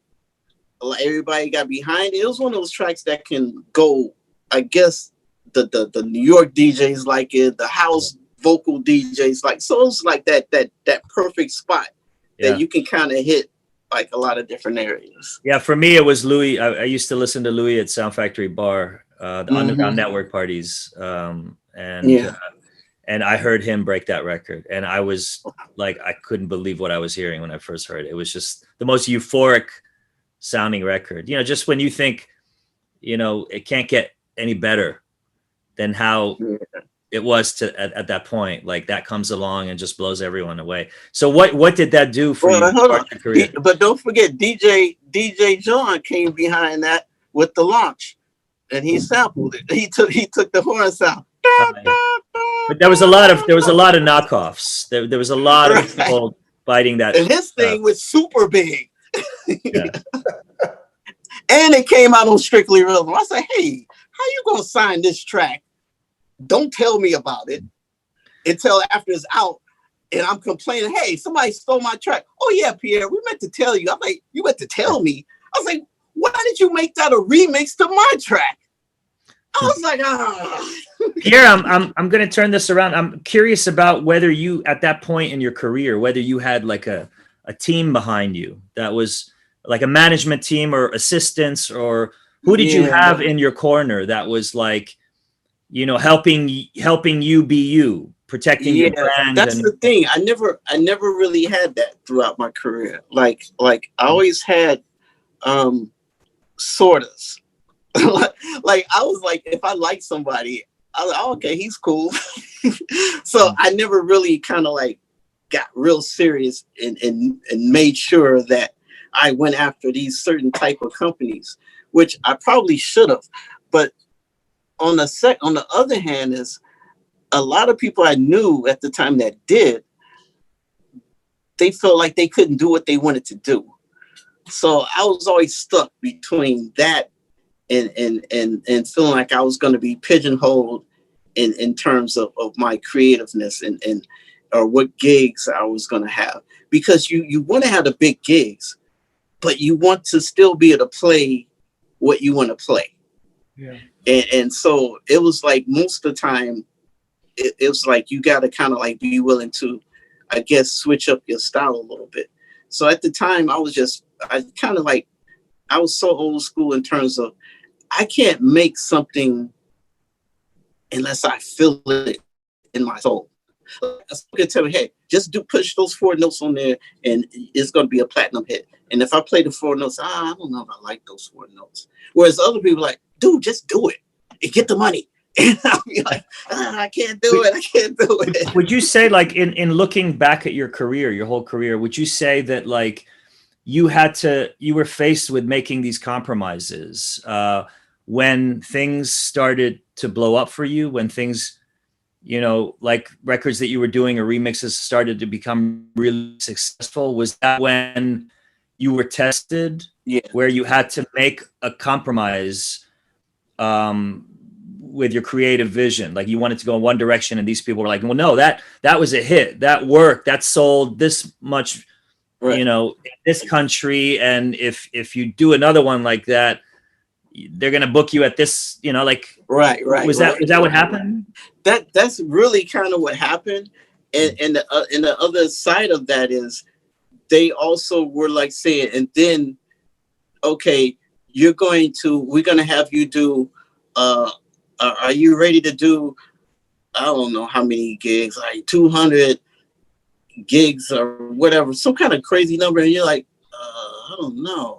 That seems like a lot of DJing. Because I love studio.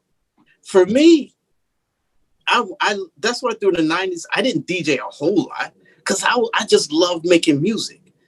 And I like DJing though, but I don't want to do it like that.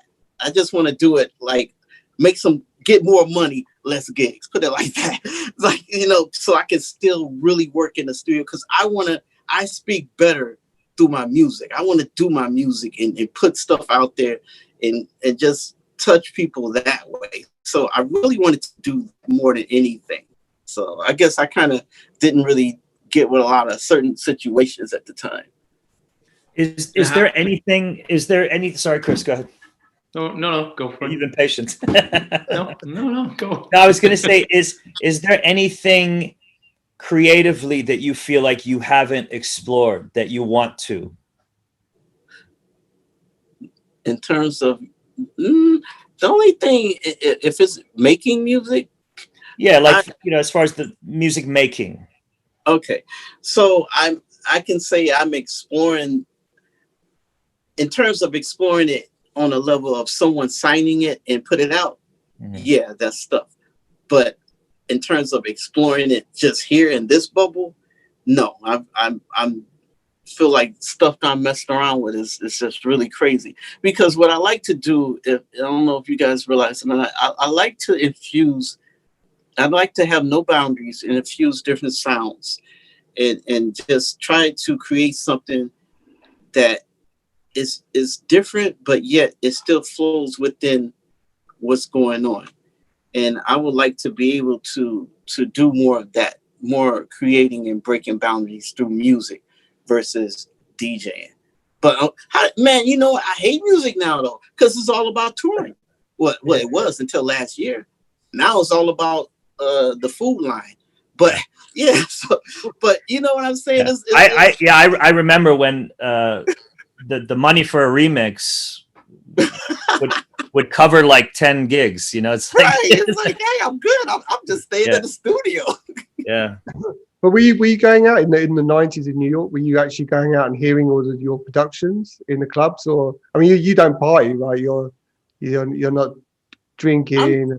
I'm like a little bit of an introvert, so I don't go nowhere. Like if I go to the club, it's a reason why I'm there. Like I'm there. I guess you were hearing everything in the office. Yeah, right? Rhythm. So you were hearing all the new stuff from, you know, pretty much the creme of producers, right, in New York or the world, I guess. But you know what the thing is, though, I like to not know what's going on because. Right. Okay, think of it this way. I mean, you want to know a little bit, but not too much because you don't want to be indoctrinated into a sound that's happening. So in terms of producing and even approaching the 303, like what happens had I read the book to the 303 and it just simply said, okay, to get the bass line like this, you do this, this, and this, and then that. And then I'm like, oh, okay, that's nice. I got it. Would there have been acid? So I don't like to read directions on stuff. I don't like to get information like that. I like to figure things out myself. Yeah. And in doing so, I feel like it keeps me in a mode of being open to whatever happens when I do whatever thing. So happy accident. Yeah, like because I'm in a studio one day, I tell the engineer, hey, I think that if we run that sound, and this is in the 80s, we run that sound through that thing, it's going to sound like this. And he'll say, nah. I said, nah, I think so. I'm telling you, I think he can do that. He's like, nah, it's not supposed to do that. I was like, okay, but I think it's not. It wasn't made for that. It's not going to do that. So he leaves out of the room. I'm like, I'm running that thing through there. So I run it through the thing. He comes back in. I'm nodding my head. He said, oh, how'd you do that? I'm like, oh, I ran the thing through the thing that you said wouldn't do the thing that I wanted to do. So he's like, oh, it wasn't supposed to do that. Yeah. I'm like, okay. I So think I like to approach things like that. But I was going to say, the music you were making in the 90s, the Wild Pitch thing, obviously had a huge effect on the music in Chicago, right? Because, Roy Davis Jr., there's countless artists who then went to sign to DJ Duke's label, Sex Tracks. Were you visiting Chicago? Did you back then or associate? Nah, I very seldomly went to Chicago because I was always Chicago. It's like going backwards in time because you have people that still don't want to do stuff sometimes. Like first of all, they have these big parties called the Chosen Few. I'm still never getting booked on those because Pierre, your music is too fast. Your music, so they're still like that. So for me, Chicago is almost like it was my launching pad. But in terms of them musically, they're still at a time in the 80s and it's holding them back. So I took Roy to England in 1991 or 92. Wow. So I knew Roy when he was in high school. And Felix the House Cat, he was in high school. So when I made Fantasy Girl, I was like, I need a keyboard player. And then someone knew Felix before anyone knew Felix. Said, I know this guy that goes to this school and he plays keyboards. So that's how I pulled Felix in. And so really we were all about just doing whatever, being different and stuff like that. So that's why I think they stuck out in front of a lot of people. Because if you listen to a lot of the music by certain people I was connected with, they kind of did different things. Even though Roy is still very soulful and musical. Yeah, but he made some incredibly hard records back in the mid-90s. Yeah. Mm-hmm. Stuff. Yeah, crazy stuff. Wow. So, Roland, what's you going to contribute to this conversation? Roland is on mute, not anymore. I was just listening. Pierre, you never wake up. You never really felt like Chicago supported you. Did they come around when you left Chicago and you made it big in New York City? Did they come back around? Yeah, they came. Did they want you back? They came around. They want you back in Chicago? Hey, how come it says New York underneath your name? I was like, I didn't write that flyer. They'd tell me that. And then when I put Chicago on there, then they'd be like, oh, so now you're from Chicago. I'm like, what? I'm like, but yeah, you know what it is? It's the new people. Yeah, it's the people my age from that era that still are like that kind of, which is kind of funny. But I think the new school of Chicago is like trying to get back out there. And they're trying to find their voice. And I just think that Chicago has been through a lot. Like Jack Tracks, I don't know if you know that label out of the UK. They used to come to Chicago. Yeah. They would steal music. Yeah. They would if they were in your studio and there was a DAT laying around somewhere, homeboy would take it. Yeah. And then you hear your music out. They did well with those compilations, with those Jack tracks. There was like 20 of them or something like that. Yeah. And I'm like, I didn't even finish that track. And people are hearing it and it's not done. And Yeah. So yeah, Chicago still just has that. They're just kind of a little bit lost, and I really want to do something there that can really kind of set a spark. But the parties be banging. The parties still be banging, but they just still haven't gotten that thing where they got, this big DJ's out from there. This other DJ, this guy, he's making all these joints. it's like, I don't know what it is. It's kind of, yeah. What prompted your move to Atlanta? When did you move to Atlanta from New York, which is where you are now? Where did I move? Where you call home? I moved in 08, I think. 08, no, 09. 09, I think I moved here. Somewhere around there. 09, 010. I moved here because of family, because my kids have, there's young kids their age out here. So I wanted them to kind of have a connection to their cousins, because my oldest daughter, who's 29 now, Wow. the whole time I stayed in New York, like 16 years, she had no connection to her cousins. So I thought, okay, I got married again. I have other kids, two other kids. And I thought, okay, I want them to grow up with some family around or something. So moving here, at the time, my wife's family lived here or whatever. Yeah, I think I met you in Atlanta. You just turned up at a gig I was playing, and I couldn't believe it. I was like, I was really drunk, and then you were somebody introduced us, or I recognized you, and I couldn't believe it. I thought I was seeing things. Like, I'm like, what are you doing here? yeah. Well, talking about your daughters, they're all very creative, right? I think that the oldest one is like a super hybrid kind of personality. 23 Uhr. Sorry, that's my Mac. But is it the youngest one who's doing these great comic artworks, or? Oh, that's actually the 29-year-old. Oh, that's her. Yeah, she just looked like she one of the youngest. Okay. But yeah, she that's what she does. Is she the one I met in Japan? No, she wasn't there. Yeah, she was there. Yeah. I took it to so Roland's talking about. I have a daughter that she does like this anime type manga type drawings, and she dressed like all that kind of way. And so what happened is she got in some magazines, some Japanese magazines. All right. She's been on 1 or 2 shows out there. Then she has like a little clothing line. But I took her out there when she was 12, and she was that was it.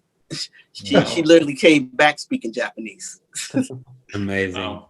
Yeah, because Pierre showed me some artwork she's working on for his new label, if I may talk about it here. Yeah, and it's like an American super house hero comic she's painting there, and the label's name is Blacktronica. Yeah, very interesting. Maybe you want to talk about this a little bit.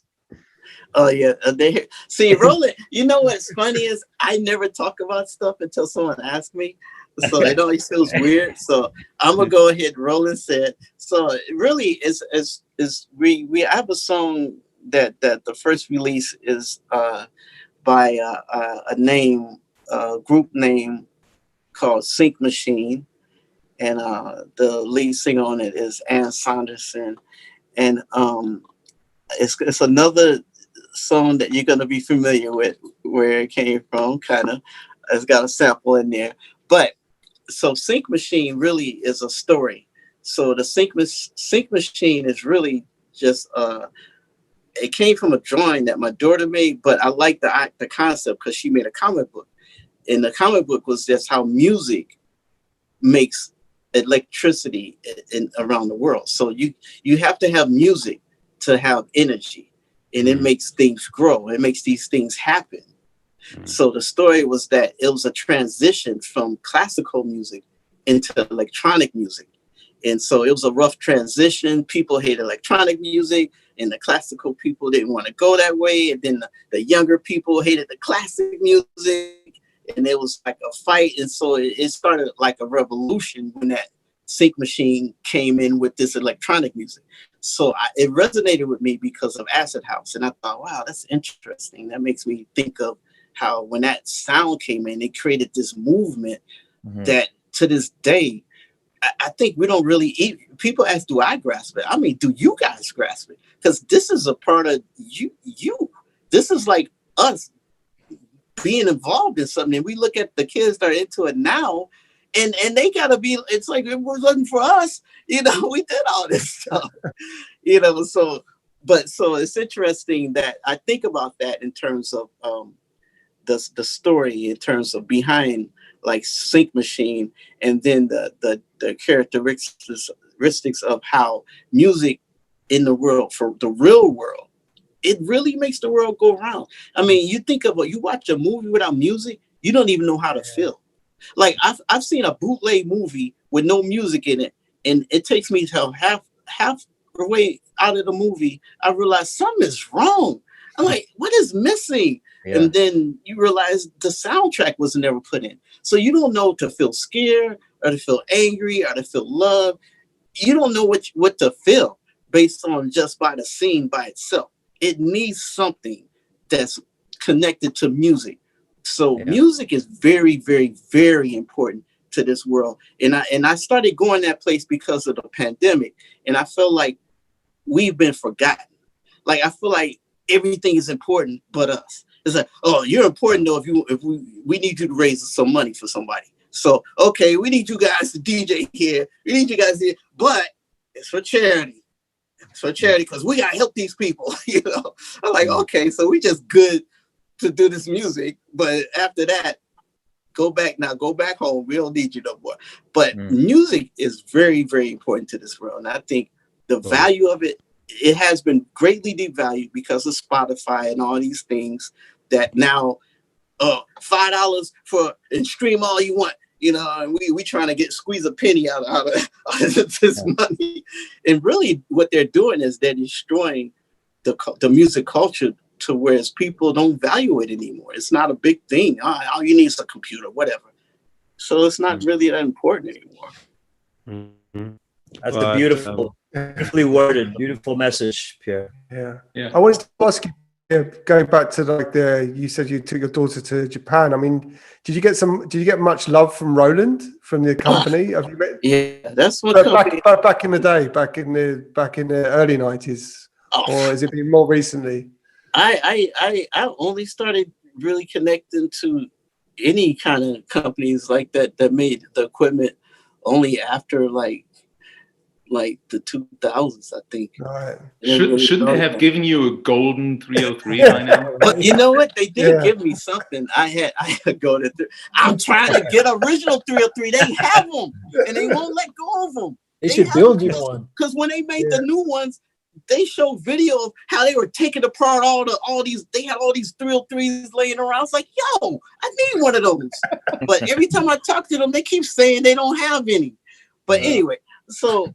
But what I was gonna say is they must have some somewhere. They throw them away. They do. But Roland has recently 2019 I won this Lifetime Achievement Award from Roland, which was great because they gave it to what's that guy that made Blinded Me with Science? Thomas Dolby.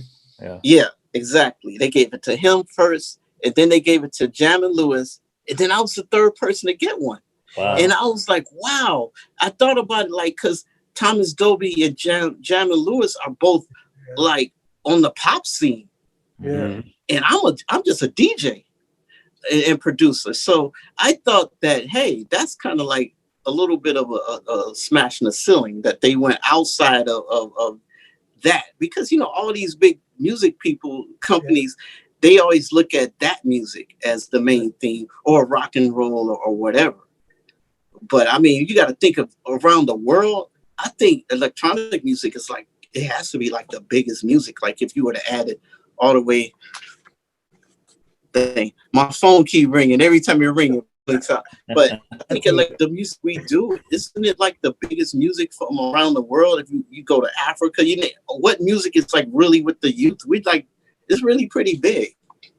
And generally electronic music is kind of what paves the way for other styles and trends. If you ever think about it, like, you know, house music and techno and all that stuff is like all the pop people start grabbing from there, and then they make the next big hit, and then it becomes the next big thing when the underground's been doing that for years, you know? Yeah.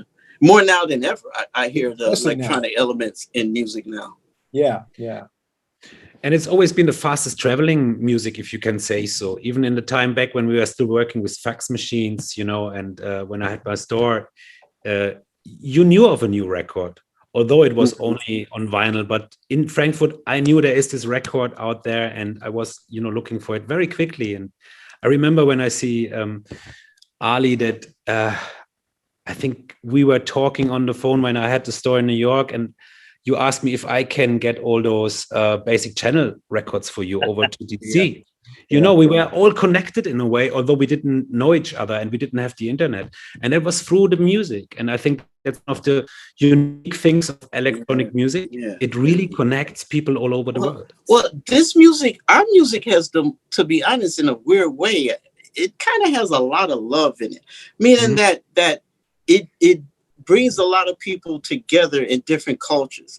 And I'm not sure why it does that better than most other genres, but it does, because every genre has its boundaries. It seems like, and either it doesn't bring people together, or it makes people think angry, or it's to this or it's to that. But electronic music is all about just letting yourself go, and it seems like we all have the dancer inside, I guess, because you know. And there's not really a nationality involved. It's just a global kind of music.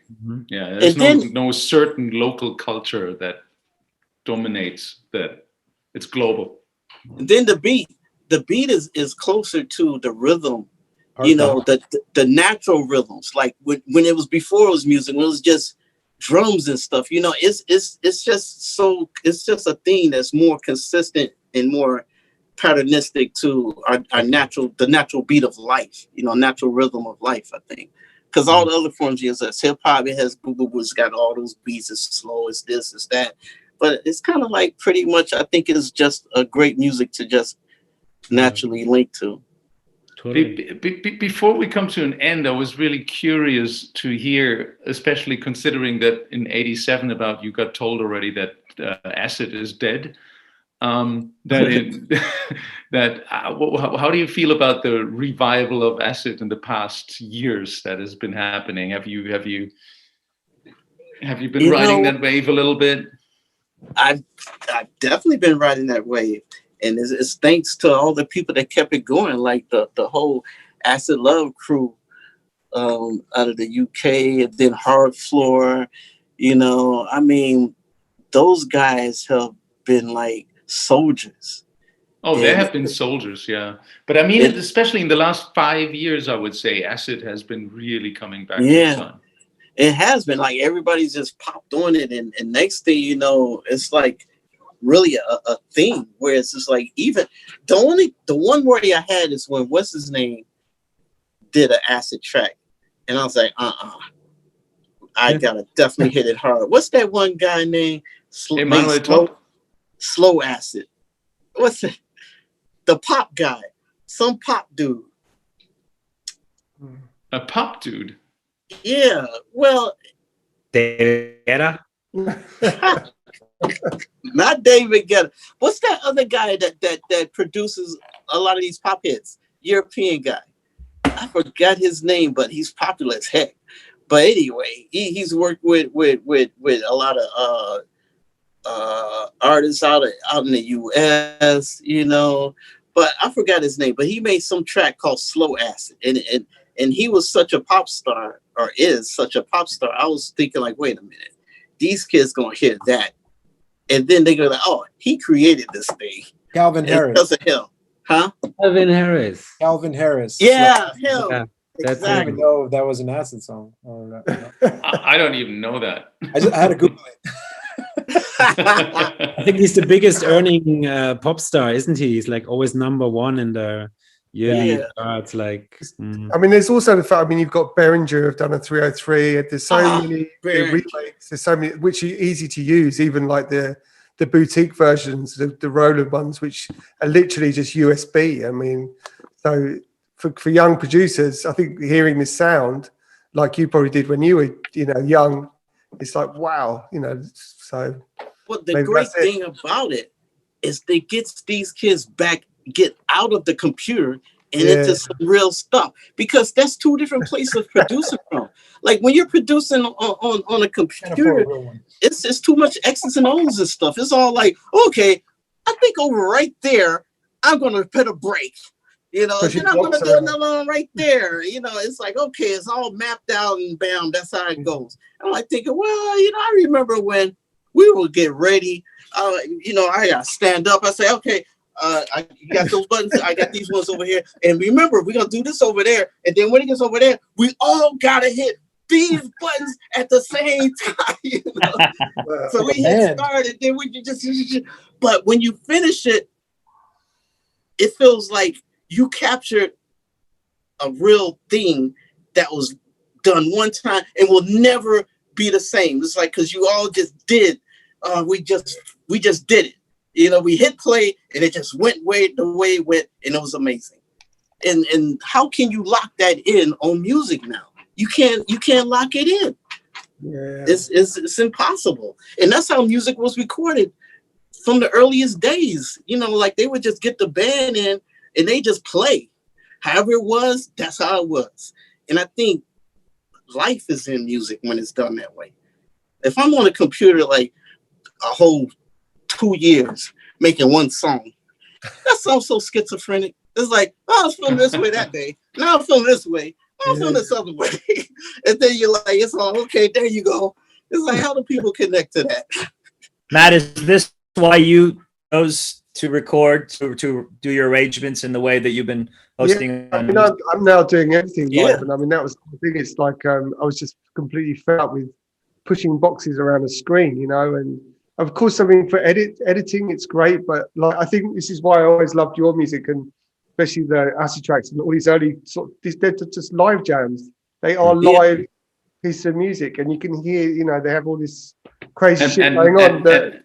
Accidents and all this crazy stuff. Yeah. Which again, different to Ron Hardy's, if you listen to his DJing, it had all those elements, you know, all these crazy medleys and mixing and all that kind of vibe, you know. So and currently having another #1 in Beatport charts, Matt is definitely doing something right. Matt, do you ever stand up and start dancing around? Like, you gonna post some of those videos or no? No, I mean, loads of people have actually asked why. I mean, you could get a desk, a standing desk. I mean, could do that. Yeah. But wouldn't it be amazing if you guys would do like something together with Future and everybody? You know, sure. Love to. Yeah, Roland, get on it. Old school new kind of way. I played, and then Chris gave me like a big photo of all these hot joints, right? So I'm sitting here like I'm listening.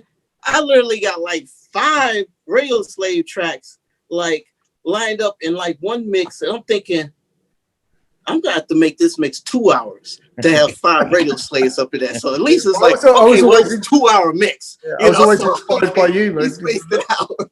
Long tracks. But what I'm saying is, I'm like listening to, I'm like thinking, yeah, that vibe is raw. Like it just like it took me back a little bit to like when you just made stuff that you weren't trying to be so perfect. And this, the thing is, sometimes, and I'm one of those people, it's like you get caught up in fixing something you never would have thought to fix in the past because you can fix it. Oh, I can. And then next thing you know, you keep fixing stuff, you keep doing this, and it just never stops. It's like, I could do this better. You know? It's like the metaphor of the painter who adds a little yellow here and there until the whole painting is yellow. It's yellow. Yeah. But isn't that funny that it has become an art form in itself to focus on less? Yeah, it's true. You know? Yeah. To do what? To do less? To focus on less? You know? Well, minimize to maximize. Self-editing, it's often ignored. But it's like you finish a track and then you listen to it the next day, and then you keep wanting to change stuff, and then just it turns into a pattern, and eventually you ruin it. To my original idea, you know. We have a situation like this as well, huh? Roland, how many mixes do I do on one track? Well, sometimes, you know, my WhatsApp in the morning, because of the time difference, the first messages I read, usually the messages Pierre sent to me when he went to bed or was still in the studio. And I get like, you know, these messages all the time. And it's like one track, and then I have another version. And I'm like, hey, but I wanted to have it like, you know, the version like 10 months ago. But I always say, I still got that one though. I still got it. But I just want to can you say it again, please? No, but that's totally amazing about you the way you work. I never met somebody else like this, and yeah, I'm really honored to have met you, and I hope we can still, keep on working together. And yeah, without your music, I wouldn't be in this call today, and I don't know what I would have become. Maybe a banker or something like that. Probably I wouldn't be in this call either. Yeah. Same with me. Pierre, thank you so much. It was a really welcome. great honor talking to you, and how much you've influenced the world and all of us. I thank in you our own guys. way. I appreciate you guys even Yeah. tell me these things. And you know what? You guys could pay me back by cutting the world back on next month. I want to be at some gigs. I want some stuff cracking. So I'm tired of being at this. I've been in the studio so much. I thought I'd never get tired of being in the studio. I'm like, yo, I got to go out and play. Well, Pierre, keep doing the thing that you're not supposed to do in the studio, and Please. we'll all take that to heart, and I hope everybody watching is going to take that to heart as well. Thank you so much. I think, guys. Oh, your phone ringing again. I know. Again. Again. All right, guys. I'll Hey talk guys, to you thanks later. so much. Pierre, it was Bye. just an honor. Really Roland, an honor. thank you. Thank you. Good seeing you. Roland, danke. Hey, Alfie. All right. And Guys, who thanks do we for- have next everyone. week? Peace. Who do we have next week? Oh yeah, who do we have next week? Oh shit! Next week we have Joey Beltram. Oh wow. shit! All right. That's All good. right. Wow. Joey Beltram next week. See you guys. All right, guys. Peace. Bye.